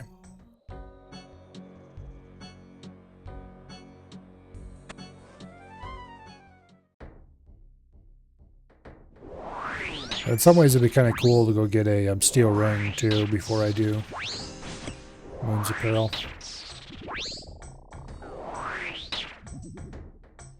There's really no point. It'd make it a little bit easier, I guess. Technically, the only thing I want from Moons is the Blue Moon set.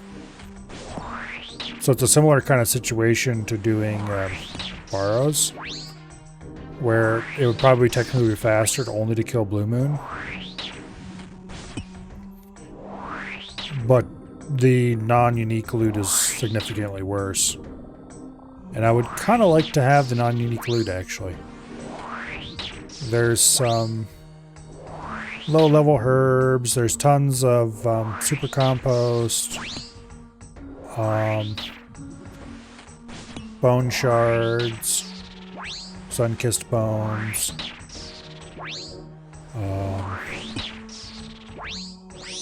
Various other things. That would all be pretty nice to have. I suppose I don't really care too much about the super compost, but as long as I have space to store it at the Leprechaun, I might as well.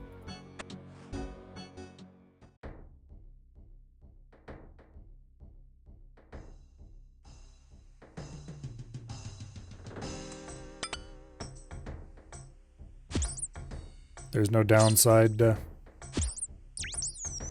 stockpiling it. And you can always upgrade it to Ultra Compost easily later.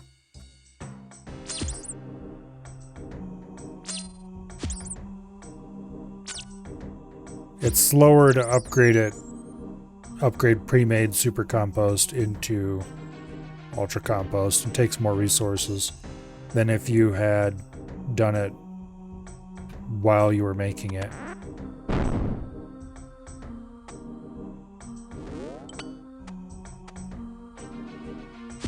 But it's not. Damn it, I swear I cooked that. It's not much slower. And particularly if I ever get the, what do you call it? Bottomless compost bucket.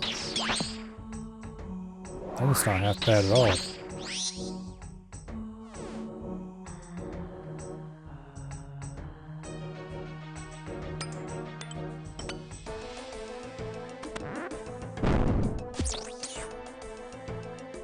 But I would definitely want to fill up my Ultra Compost to max and my Super Compost to max from moons.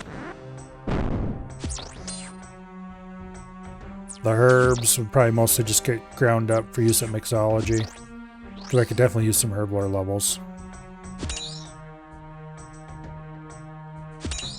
And then that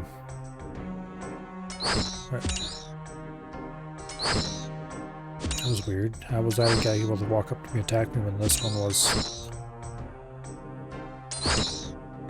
Whatever. Here, follow me over here so I can attack this other one as soon as you're dead.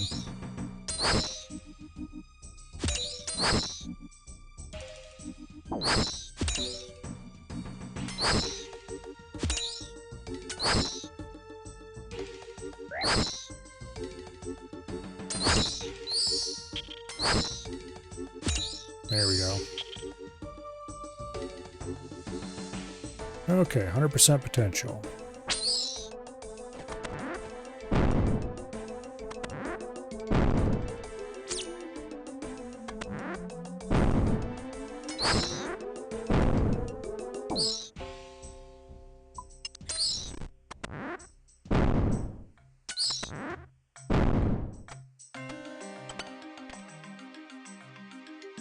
Let's find out what's in the chest. Nothing of any use.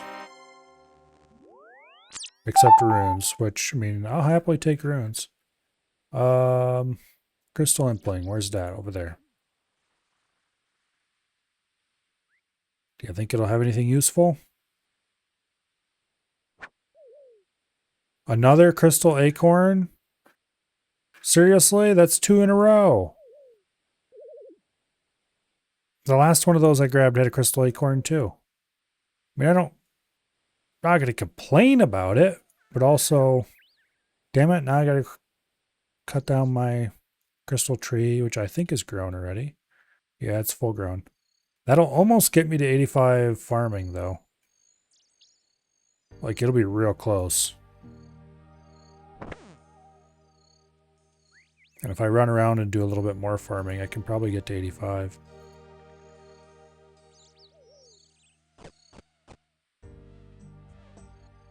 Okay.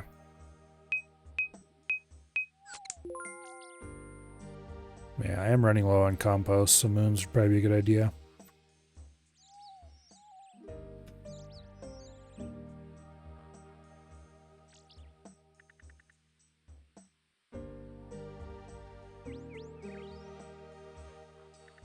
Okay.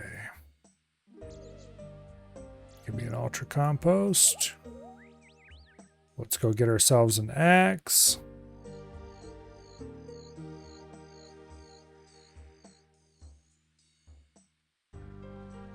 Jag axe, fix the damn stump.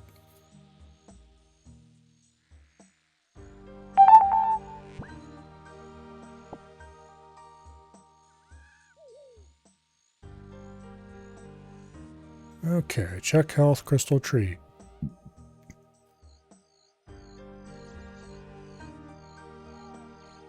We are now 7,217 XP away from 85 farming. So this crystal tree we're going to plant right now will get us there. And up to 203 crystal shards. Do I have any trees or anything that I haven't checked recently? Yes, there's a magic tree out behind Lumbridge. Okay. Well, that would get us 85 farming right there. Well, while we wait for this crystal seedling to germinate, let's go take care of that.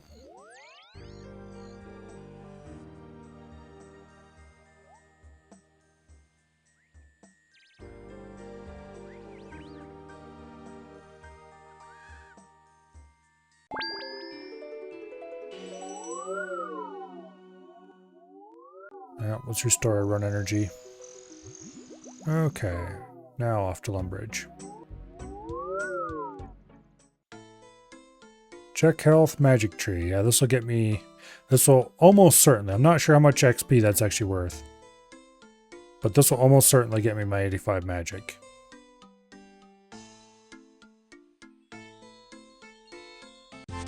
Yep, 13k. Advanced 85... Check the skill guide to see what your farming level unlocks. Sure, why not? Celastrus trees, I already have one planted. Torstals, I've already planted those before. I'm using boosts to get the 85. And the high tier farming guild, which I have already gotten into before using boosts. So really nothing new acquired. But I can acquire those things without having to boost for them now. You had a nightmare you were chopping trees back in RuneScape again? Why would that be a nightmare?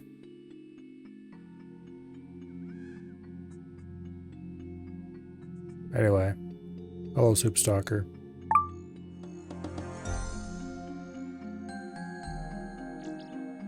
Let's get this crystal sapling planted.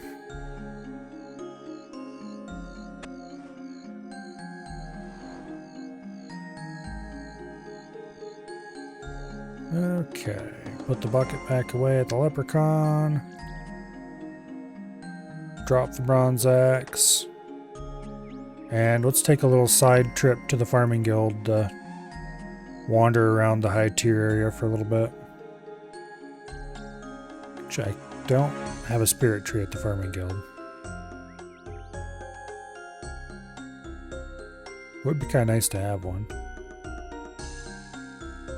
I should have took the spirit tree to the POH because it's faster than running over here. Oh well.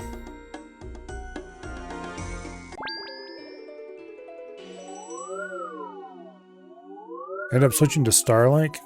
Really enjoying how much faster it was in your old internet. Kind of annoying. Took 3 weeks to arrive though. Far cheaper too.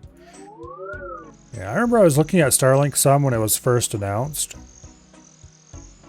You know, when you first able to start buying terminals. It was pretty expensive, but since I signed up for information about it back then, they keep sending me marketing emails occasionally, and I haven't bothered to tell them to stop. And it's a lot cheaper than what it used to be. A lot cheaper.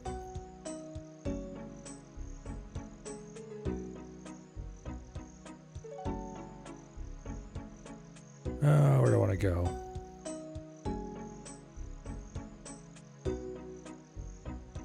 Farming Guild.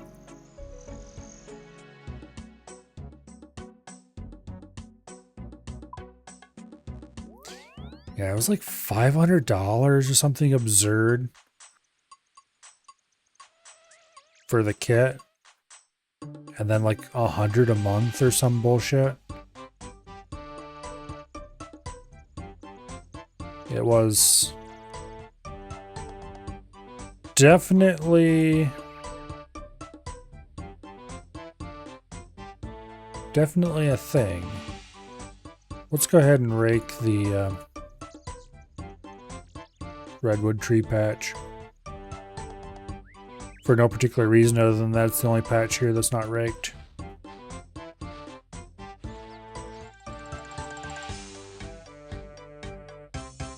There, no more weeds.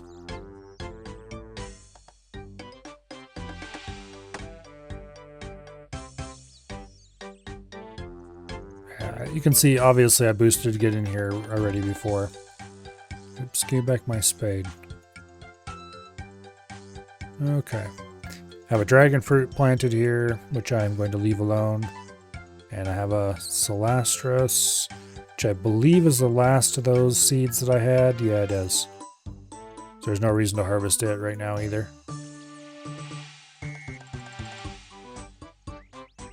Yeah. There's nothing I really want to do in the high tier farming guild. I just wanted to come up here without a boost because I could now.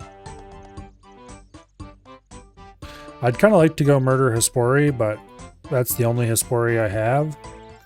I don't have any seeds left to replant it. So it's probably not a good idea. Let's go ahead and pick this limpwort.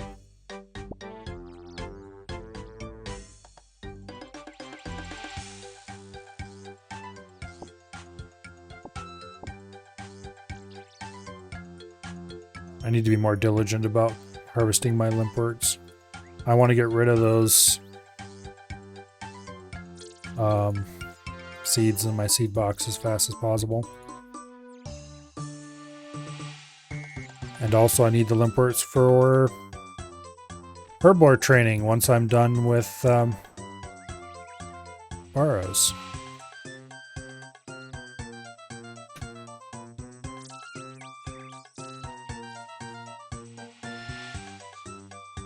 Oh well. Yeah, I don't want to mess around with the inventory implications right now.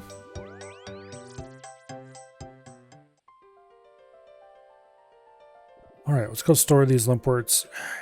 You know what? No. I'm going to run over here and harvest the limpwort in Briff too. Let's not be lazy. Let's do a proper job of it.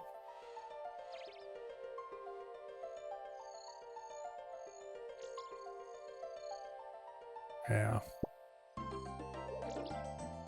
Anyway, the reason I was interested in Starlink once upon a time was because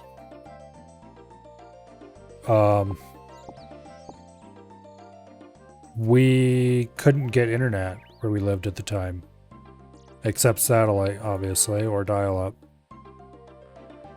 Well, dial-up was obviously a non-starter. Because, like, what, 2016? Somewhere thereabouts?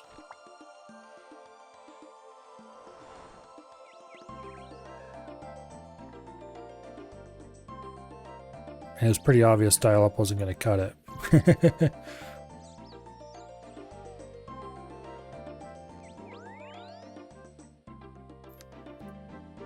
And of course,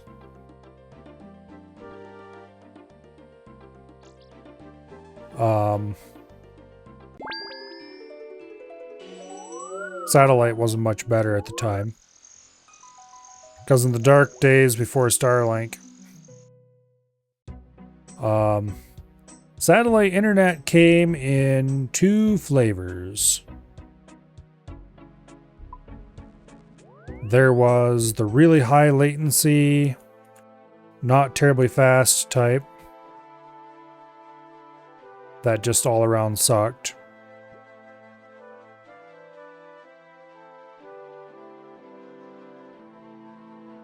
And then there was the really high latency, slightly faster crap that you actually had a dial-up line for your upload. You didn't have... could use a smaller dish because you didn't have to upload to the satellite because you used a dial-up line for upload. You only downloaded from the satellite.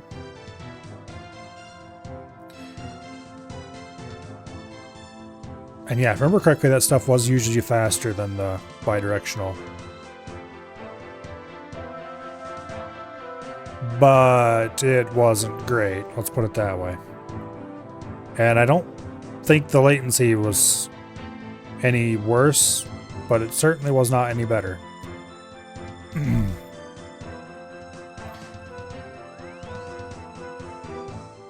However, shortly after Starlink was a thing, and I decided it was way too expensive to justify, a local ISP put an antenna in the grain bin in the nearby town, and suddenly we could get wireless internet. Which also wasn't great, but it was way better than anything else we could get, and it was actually kind of affordable.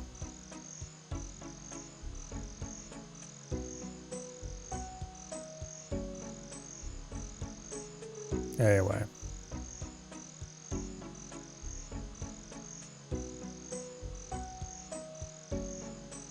I don't think I need to go to the Warriors Guild. Yeah, our little digression there was caused entirely by grabbing that imp, so... Back to Barrows. Let's see if we can get that spear yet tonight. The chances are very low, but... you never know.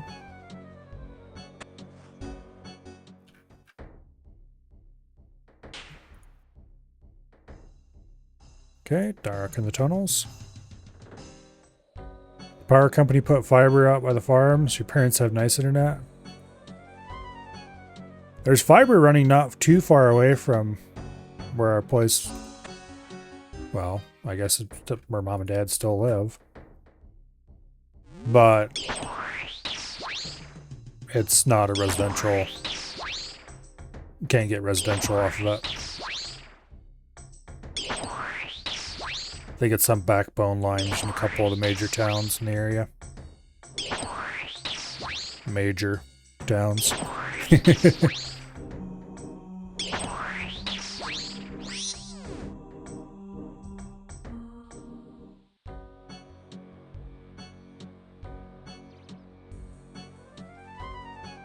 Yeah, where we used to live, or where I used to live, I guess. We couldn't even get an extra phone line. Because they didn't want to run anything out there.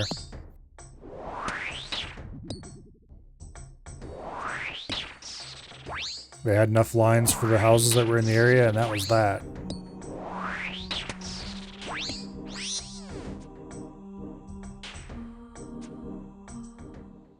There was no DSL, at least not then.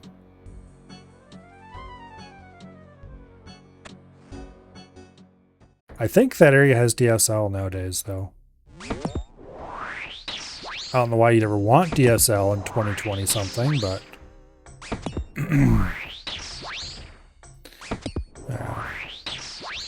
Here, we've got fiber. Really nice fiber. And for quite cheap, too.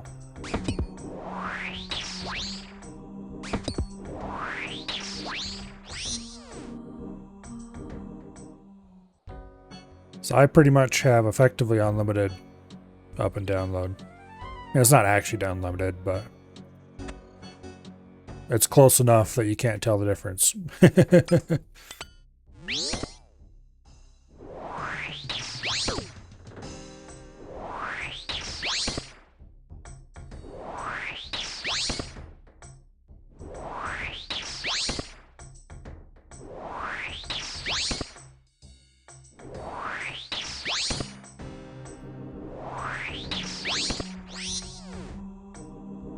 Yeah.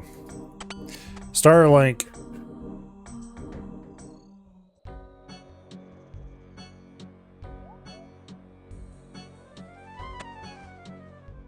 It pretty much revolutionized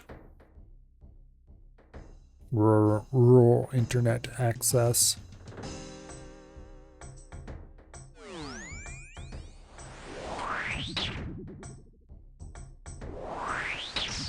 One way or the other.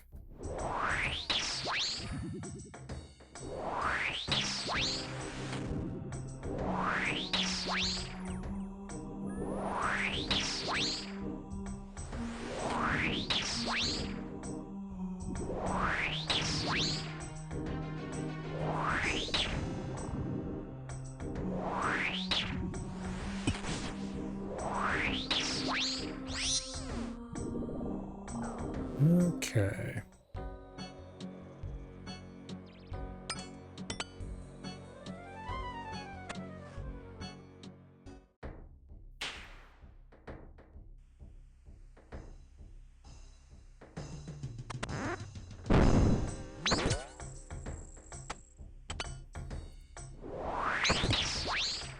Well, there's Darok immediately.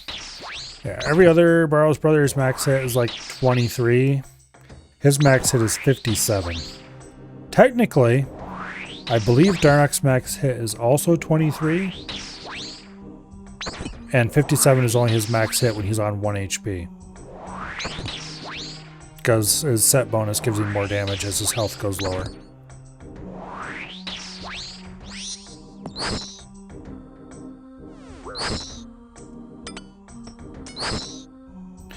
There's no reason not to pray melee during this, I guess. Not like I need to save prayer for anything else.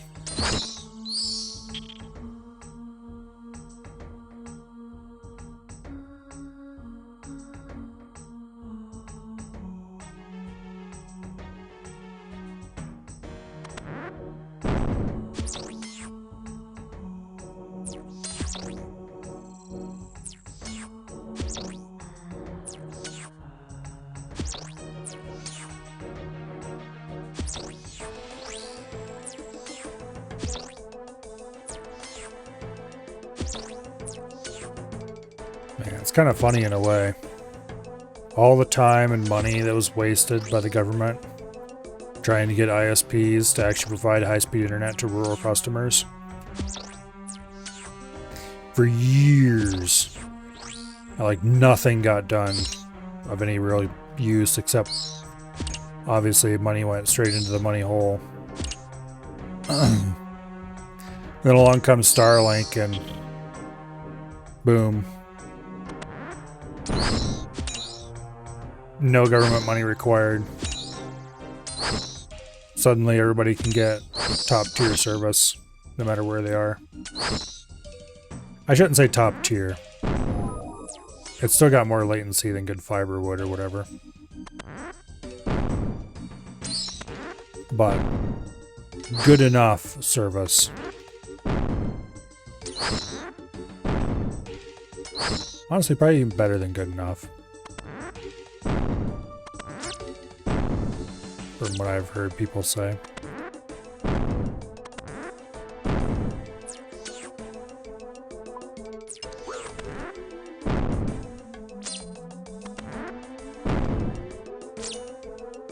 Okay, we're at 100%. There it is, Dragon Medhelm. Hell yeah. I'd like to get 2 of them.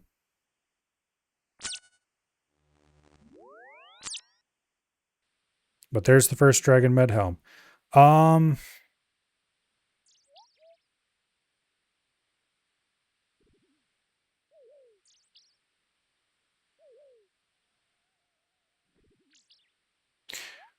Do I want to go take care of this right now?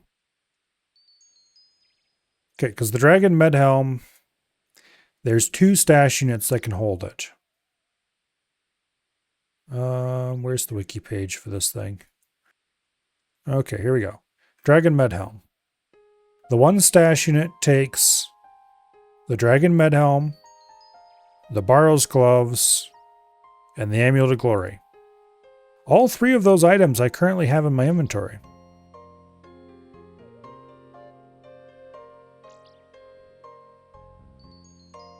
The other one takes a dragon medhelm, an obsidian shield, a rune plate body, a brine saber, and an amulet of glory. The obsidian shield I can buy. The rune plate body I can buy. The amulet of glory I have in my inventory.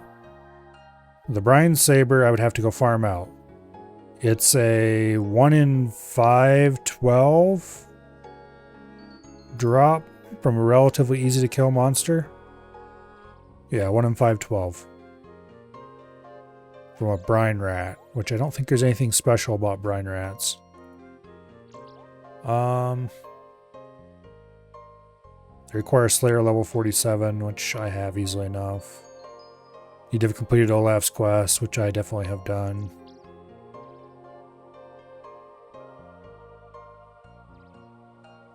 I've killed one before because it's a medium task for the Fremennik Diary, and I had the medium diary done. Which health do they have?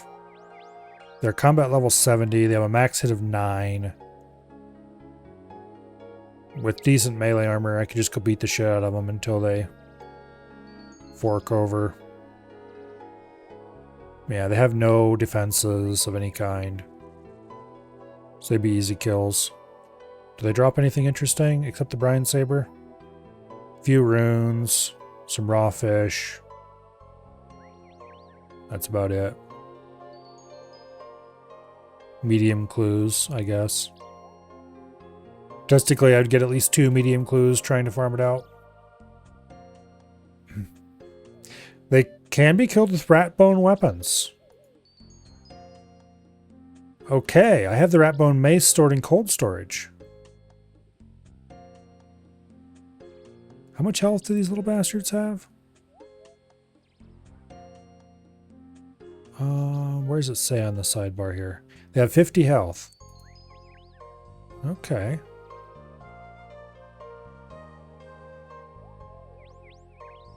Okay. So that would give me like a 38 max hit against him, probably.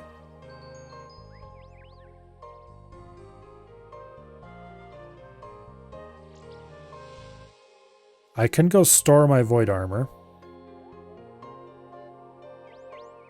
Drop the mind runes.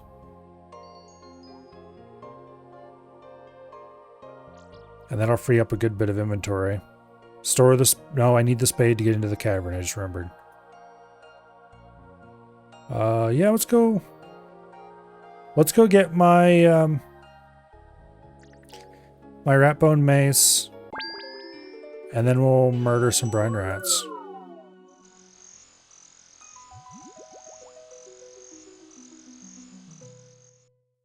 Because I'd like to fill the harder stash to fill first.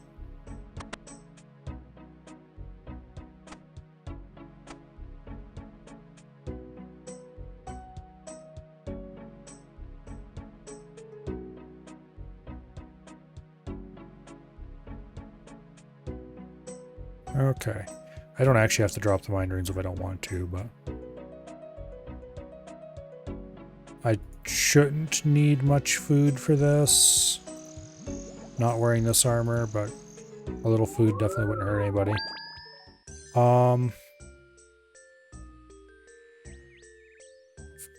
Let's see, where do I need to go?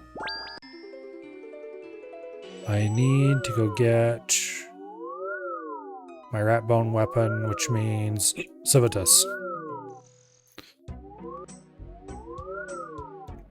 Kind of glad I kept that mace.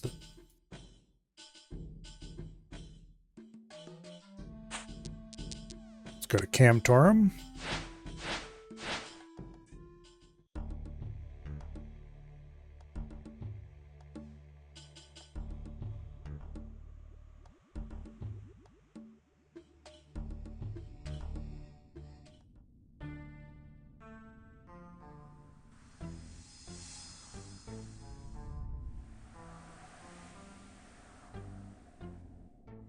Okay, I want to get rid of the Guthix Cape.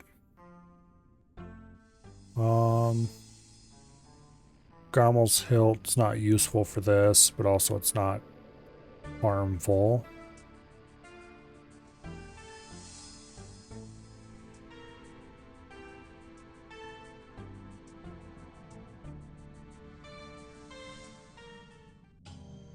Okay.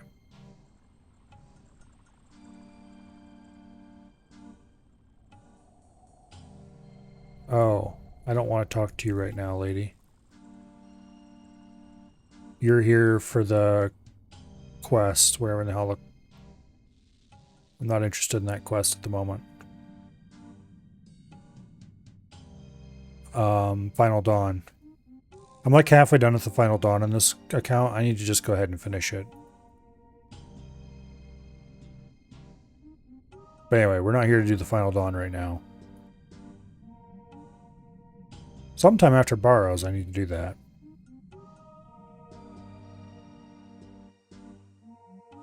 Wait, is she not going to be waiting here because the Final Dawn's going on? Damn it.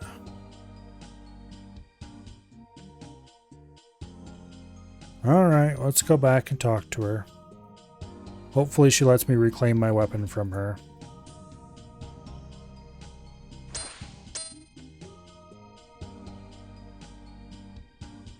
If not, I'm going to be mildly annoyed.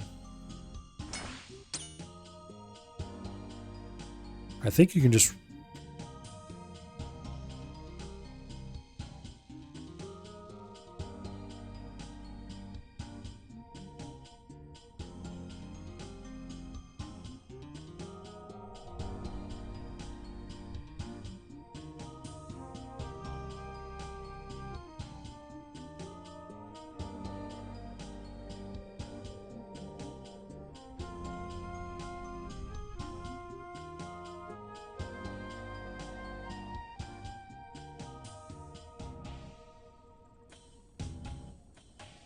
Damn it.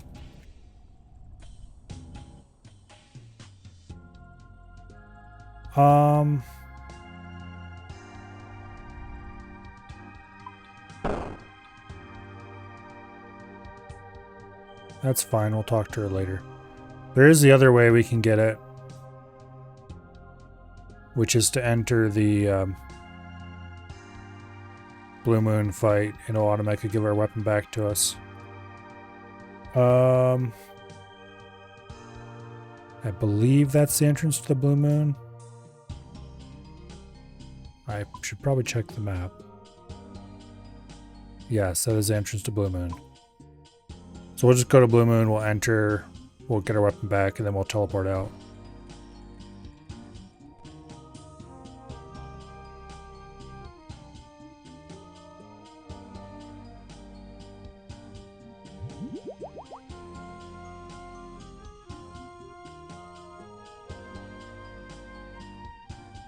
Okay.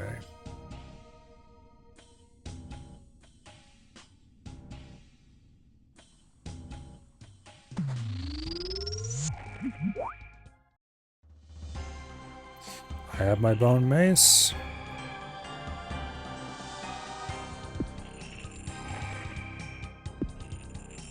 Let's go ahead and get our...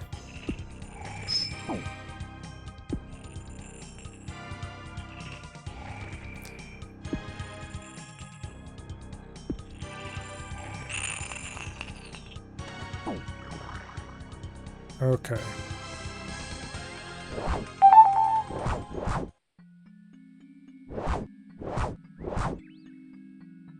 There's a crystal impling right there. If you give me another acorn, I'm going to be annoyed with you.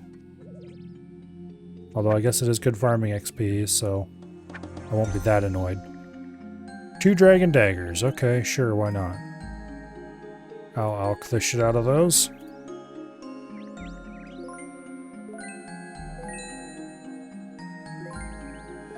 It's a little bit of money. Okay, I've got my bone mace ready to go. Let's go trade this Guthix cape in for the fire cape.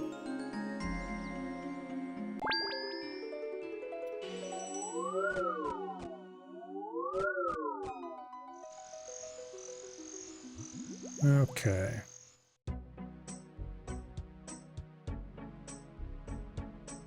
Give me the fire cape, store the Guthix cape, wear the fire cape. Because fire cape, remember correctly, has strength bonus? Yeah, +4 strength bonus, which is not bad at all.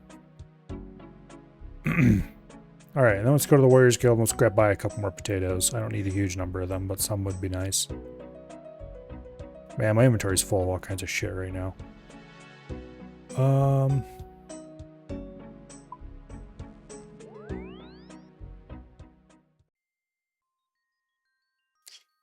Yeah, unfortunately, the stash unit that we want to fill is in the wilderness. So even if we're lucky and get spooned to Brine Saber, I'm not going to fill the stash immediately. Because I'll have to make multiple trips out there. I have to gather all the materials, make a trip out there to build the stash unit, come back, pick the stuff up that goes in the stash unit off my death pile, and then go do it again with just those items. Probably bring my main along as a guard or something.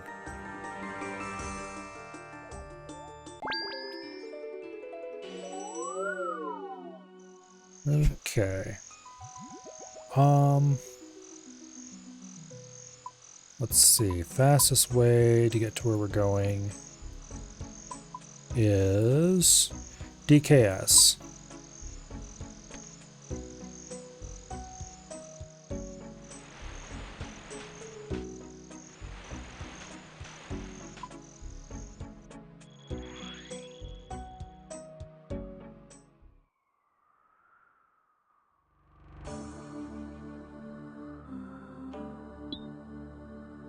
I think right there's where we dig.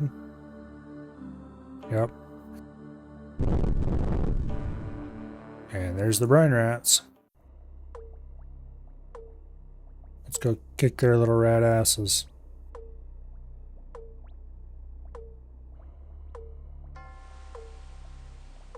This would be, honestly, a very welcome distraction from Barrows.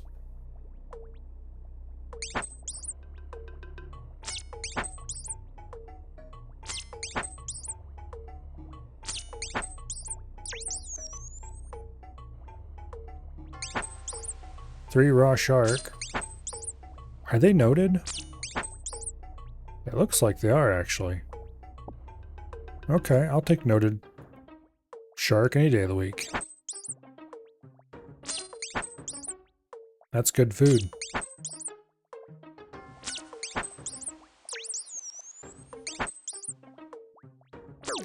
$18 raw pike. Okay, I don't care about raw pike.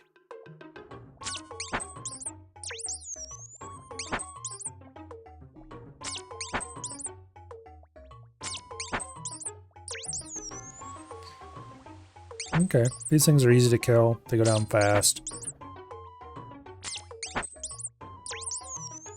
Especially with this weapon. Raw swordfish, 9 of them. They're not noted, so I don't care.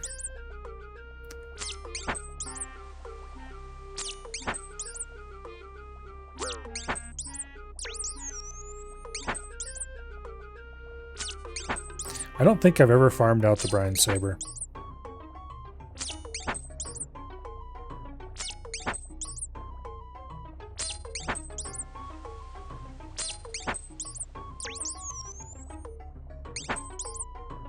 Seven death runes. Hell yeah, I'll take those.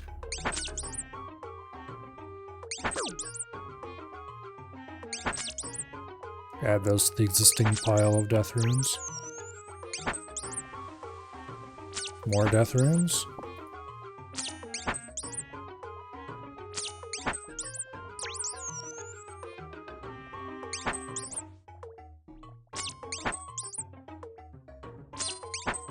Alright, we've killed 10 brine rats already.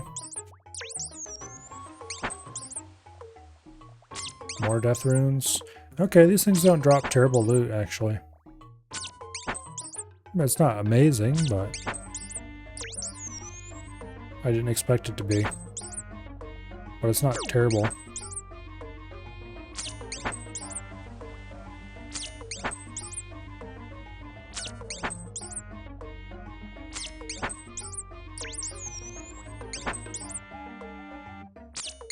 More death runes.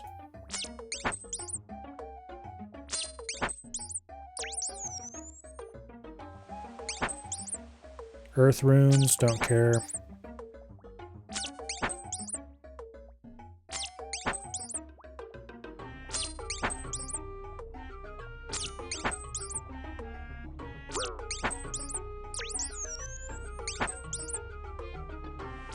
No, more raw shark. That'll help with Barrows when I get back to it. I'll be able to unnote and cook those. It won't be faster than going to get potatoes, but it won't be any slower either. And shark's much better food. Or I could keep them for later questing or something. But if I want sharks for that, I can just go catch minnows. So, like, shark isn't that important. It's just kind of a nice to have.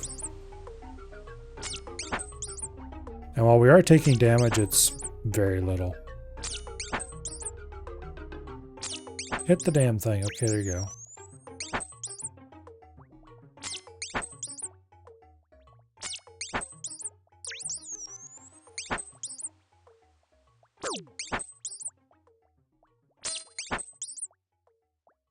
Yeah, I could go get my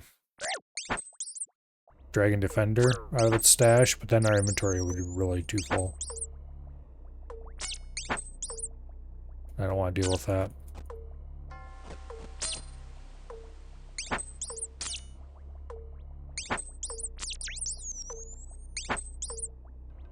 But that would give a pretty substantial bit of strength bonus too. Got probably a couple more max hits.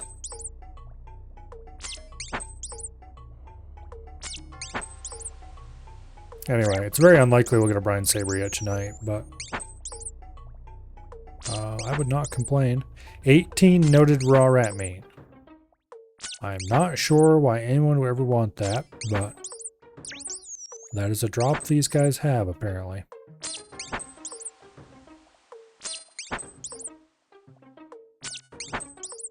Suppose if anyone's desperate for raw rat meat, this is probably the place to get it. 10 noted raw lobster. That's probably worth grabbing. Lobsters aren't amazing healing, but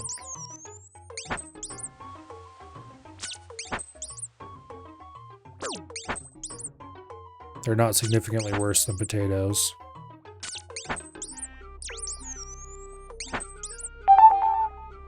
There's a medium clue. Remember I said if we went on rate for clues, we'd get like 2 of them in the time it took to get the Brine Saber? Well, that's number 1.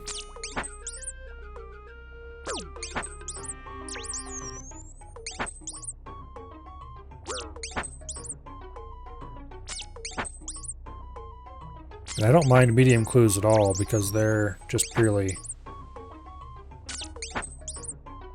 good steps that I can do.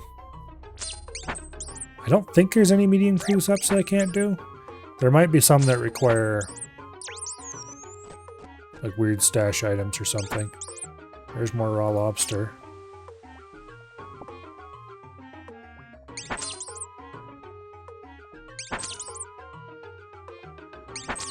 But there's like no steps that take you into the wilderness, no steps with hard combat. I don't think medium clues have any steps that require combat at all. I don't remember for sure though.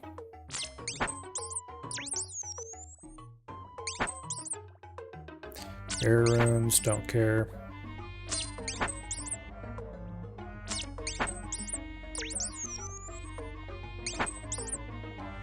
More raw shark.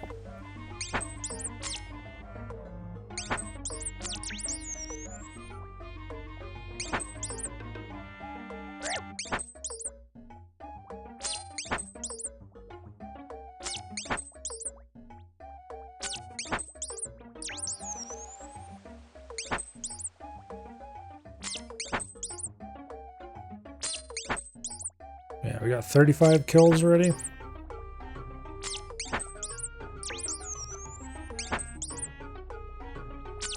More raw lobster.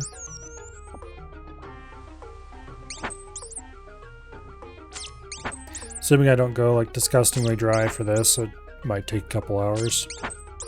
No big deal. It's a bit of time clicking on rats. Oh, more raw lobsters.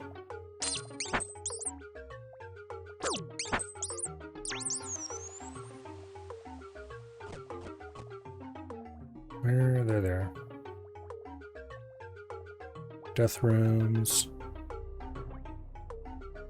I've already got like 50 death runes from these guys. Which, I mean, that's not a huge amount of death runes. Definitely get way more from Barrows, but like... a death rune's a death rune.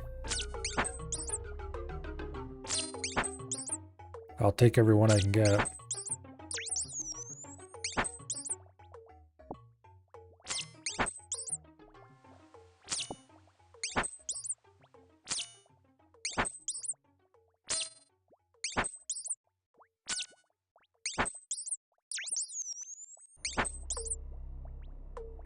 Okay.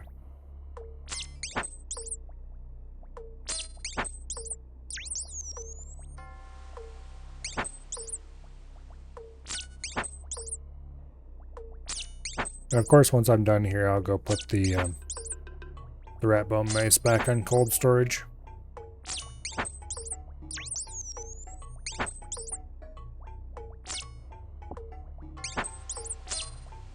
Because if I ever want to return to Scurious, it'll be very useful.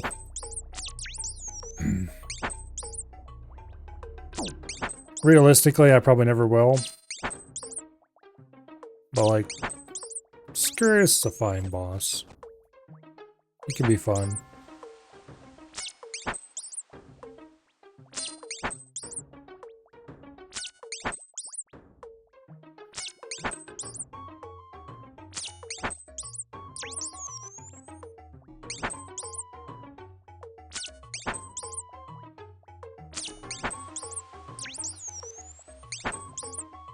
I wouldn't mind having the Scurious pet, but also I don't really care about pets enough that I would go out of my way to get him. And I guess if I ever did want to go out of my way to get the Scurious pet, I could always, yeah. How many times have I exterminated that rat? Scurious? Let's see. I think the collection log would have that. 224 KC.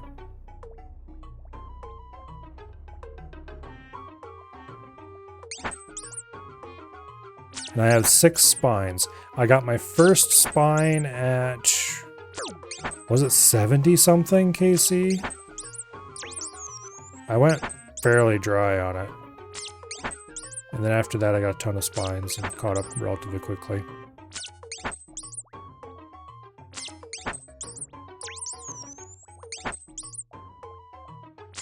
I didn't think it was actually 6 though. That's more than I remembered. I did a bunch of Scurious at one point. Partially for money and partially for combat XP. Because outside of a little bit of food, it doesn't take any supplies to kill him. You just go upstairs after every kill or two to restore prayer at the nearby church. And yeah. The pet's like a 1 in 2,500, I think.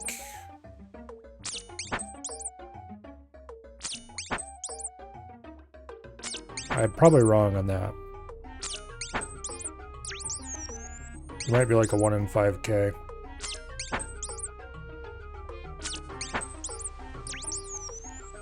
That's the good thing I'm not a pet hunter, because that killing Scurious that many times, well, it doesn't sound like fun. These little squeakers I've killed 59 times so far.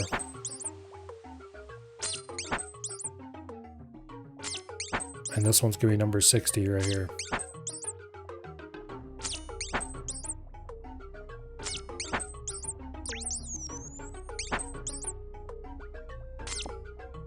Oh, more raw shark. We're up to 15 of them.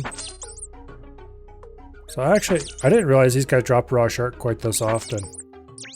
They would be a not half bad way to get shark in like the mid-early game for like quest bosses and stuff. Because then you can do shark Garambon for some of the quest bosses.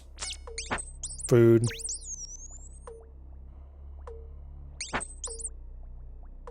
Without having to have the level to actually fish the shark, although you would need the level to cook them. And that is a pretty high cooking level. I think I just barely have the cooking level for them. I have 80 cooking. Okay. Now there's a raw shark that is not noted. We'll leave him behind because... Actually no, we'll pick it up because we're about out of food and we're gonna have to go cook some food soon anyway.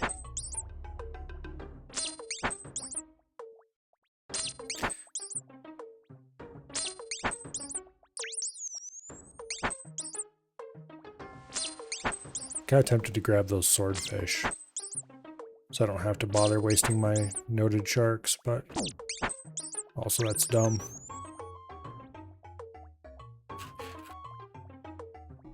There is a campfire right over there. I wonder if I can go cook fish on that campfire. It says old and dead, so maybe not. But it's worth a try. And I can probably go outside. Why are you set to drop? I know why, but... Because I was doing... fishing where I was dropping them. Nothing interesting happens. Yeah, okay, that's what I thought. I think What's-His-Face has a campfire outside we can go use. But we'll go kill a few more rats first.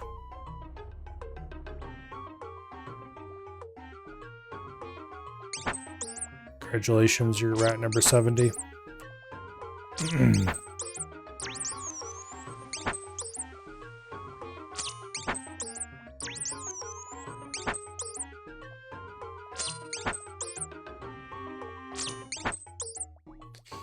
Yeah, the plus 10 damage from the Ratbone Mace is pretty good.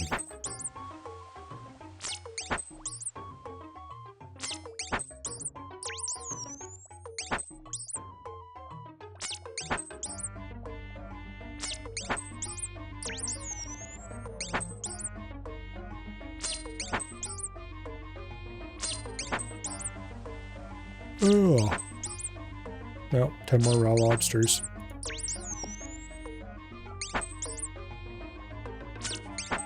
I'm up to 50 raw lobsters and 18 raw shark already. Just the noted ones.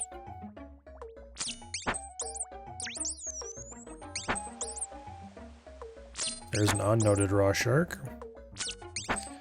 We'll be cooking that outside in a bit. Assuming that the campfire that I remember being out there is actually out there.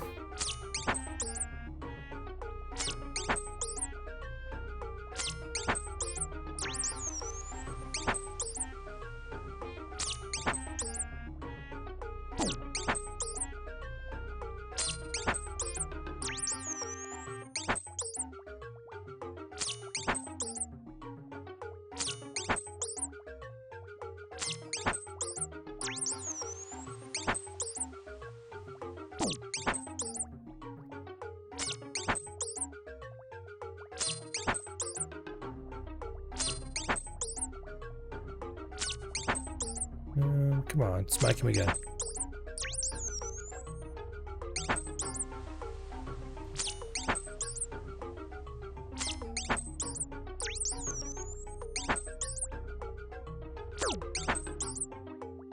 Couple more hits and we'll go outside and cook. 3 more raw shark.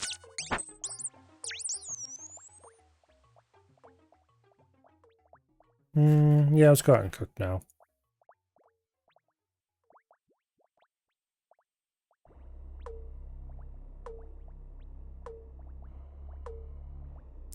If I remember correctly, this will bring us out at the bottom of the cliff that we entered by. Not too far away from where Olaf is. Olaf? Whatever his name is.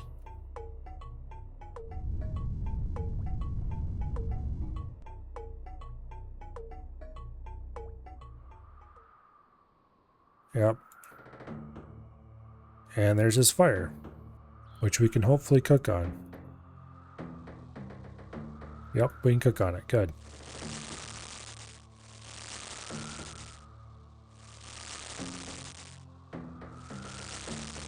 Let's go ahead and eat some swordfish to restore our health. Hopefully we don't burn any of these shark. We burned one shark. Alright.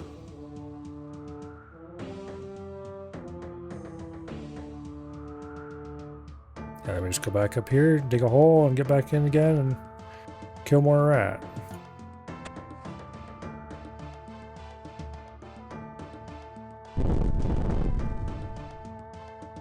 Repeat until Brian's Saber.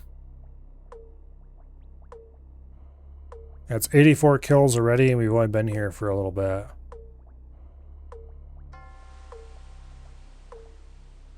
At a 1 in 512 rate. Yeah. Even if I go 2x dry, it won't take more than a couple hours.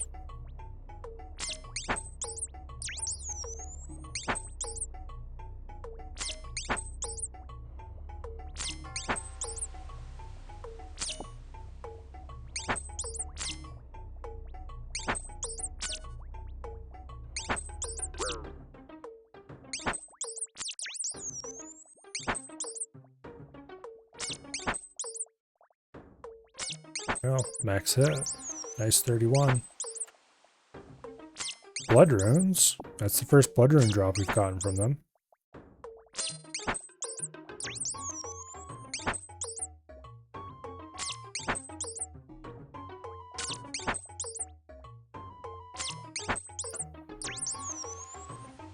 Anyway. This is rat number 90.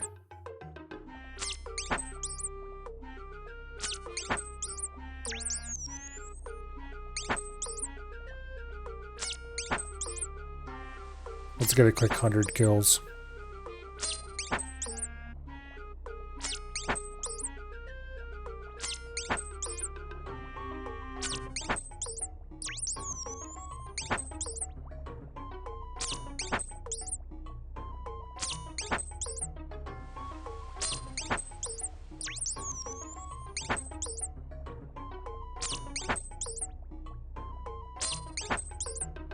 Okay. 93.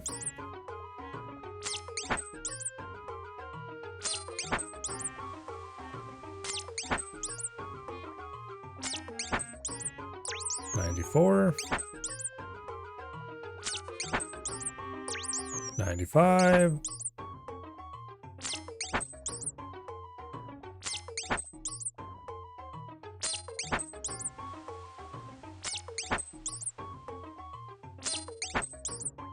96.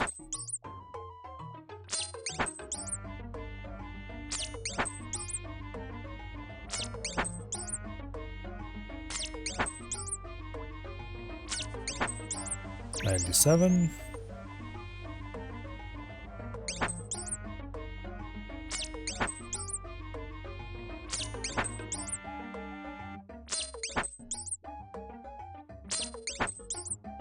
98.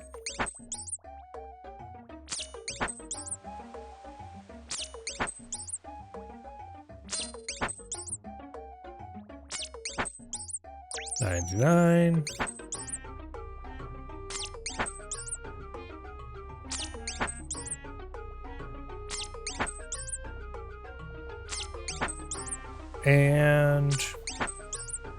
100.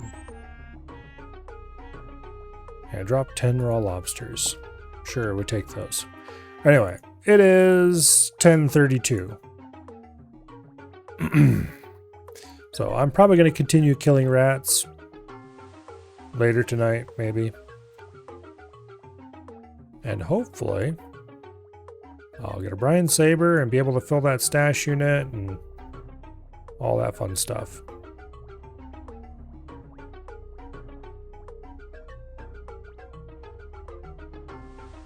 But later.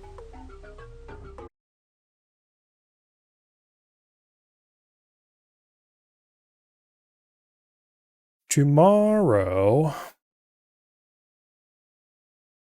supposedly, I have a new CPU that's on order and supposed to arrive tomorrow.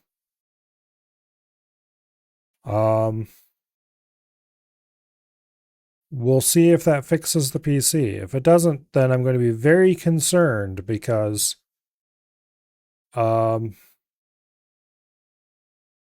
not a whole lot of other components I could replace. Because today I tried swapping the motherboard and RAM, and that did nothing. And so that really only leaves one major component that would prevent it from booting. At least with that particular error.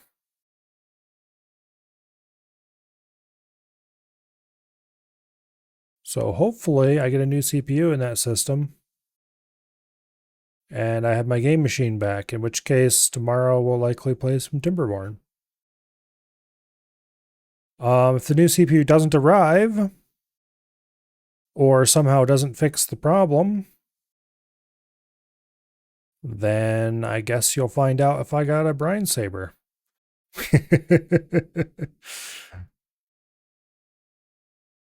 Hopefully that doesn't happen, yeah. 'Cause I'd really like to play some Timberborn or really anything else. Like, I like RuneScape, but also I don't want to stream RuneScape all the time. It's not the most fascinating stream game in the world. And also, I like doing certain some of these grinds, like the Barrows grind. I usually do 5 KC and then stop, and then come back like an hour or two later and do 5 more KC. And it's not a very fast way to get the grind done, but also it saves my sanity from just endlessly doing the same thing over and over. Now, I don't necessarily mind doing the same thing over and over, but I don't like doing Barrows over and over and over. Or really any bosses for that matter. I'd rather break it up in small chunks. Oh, well. But it's, yeah, assuming the PC is back up and running, Timberborn tomorrow, Timberborn the next day. Monday, Crab Champions. Tuesday and Wednesday, Opus Magnum. And then Thursday, Zoo Tycoon. And Friday, EDF.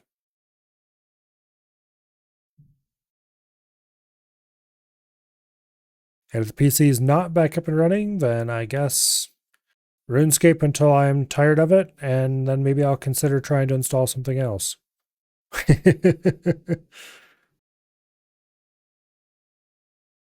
any case, hopefully I see you all back here tomorrow for whatever shenanigans end up ensuing. And I will see you all later. Good night and goodbye.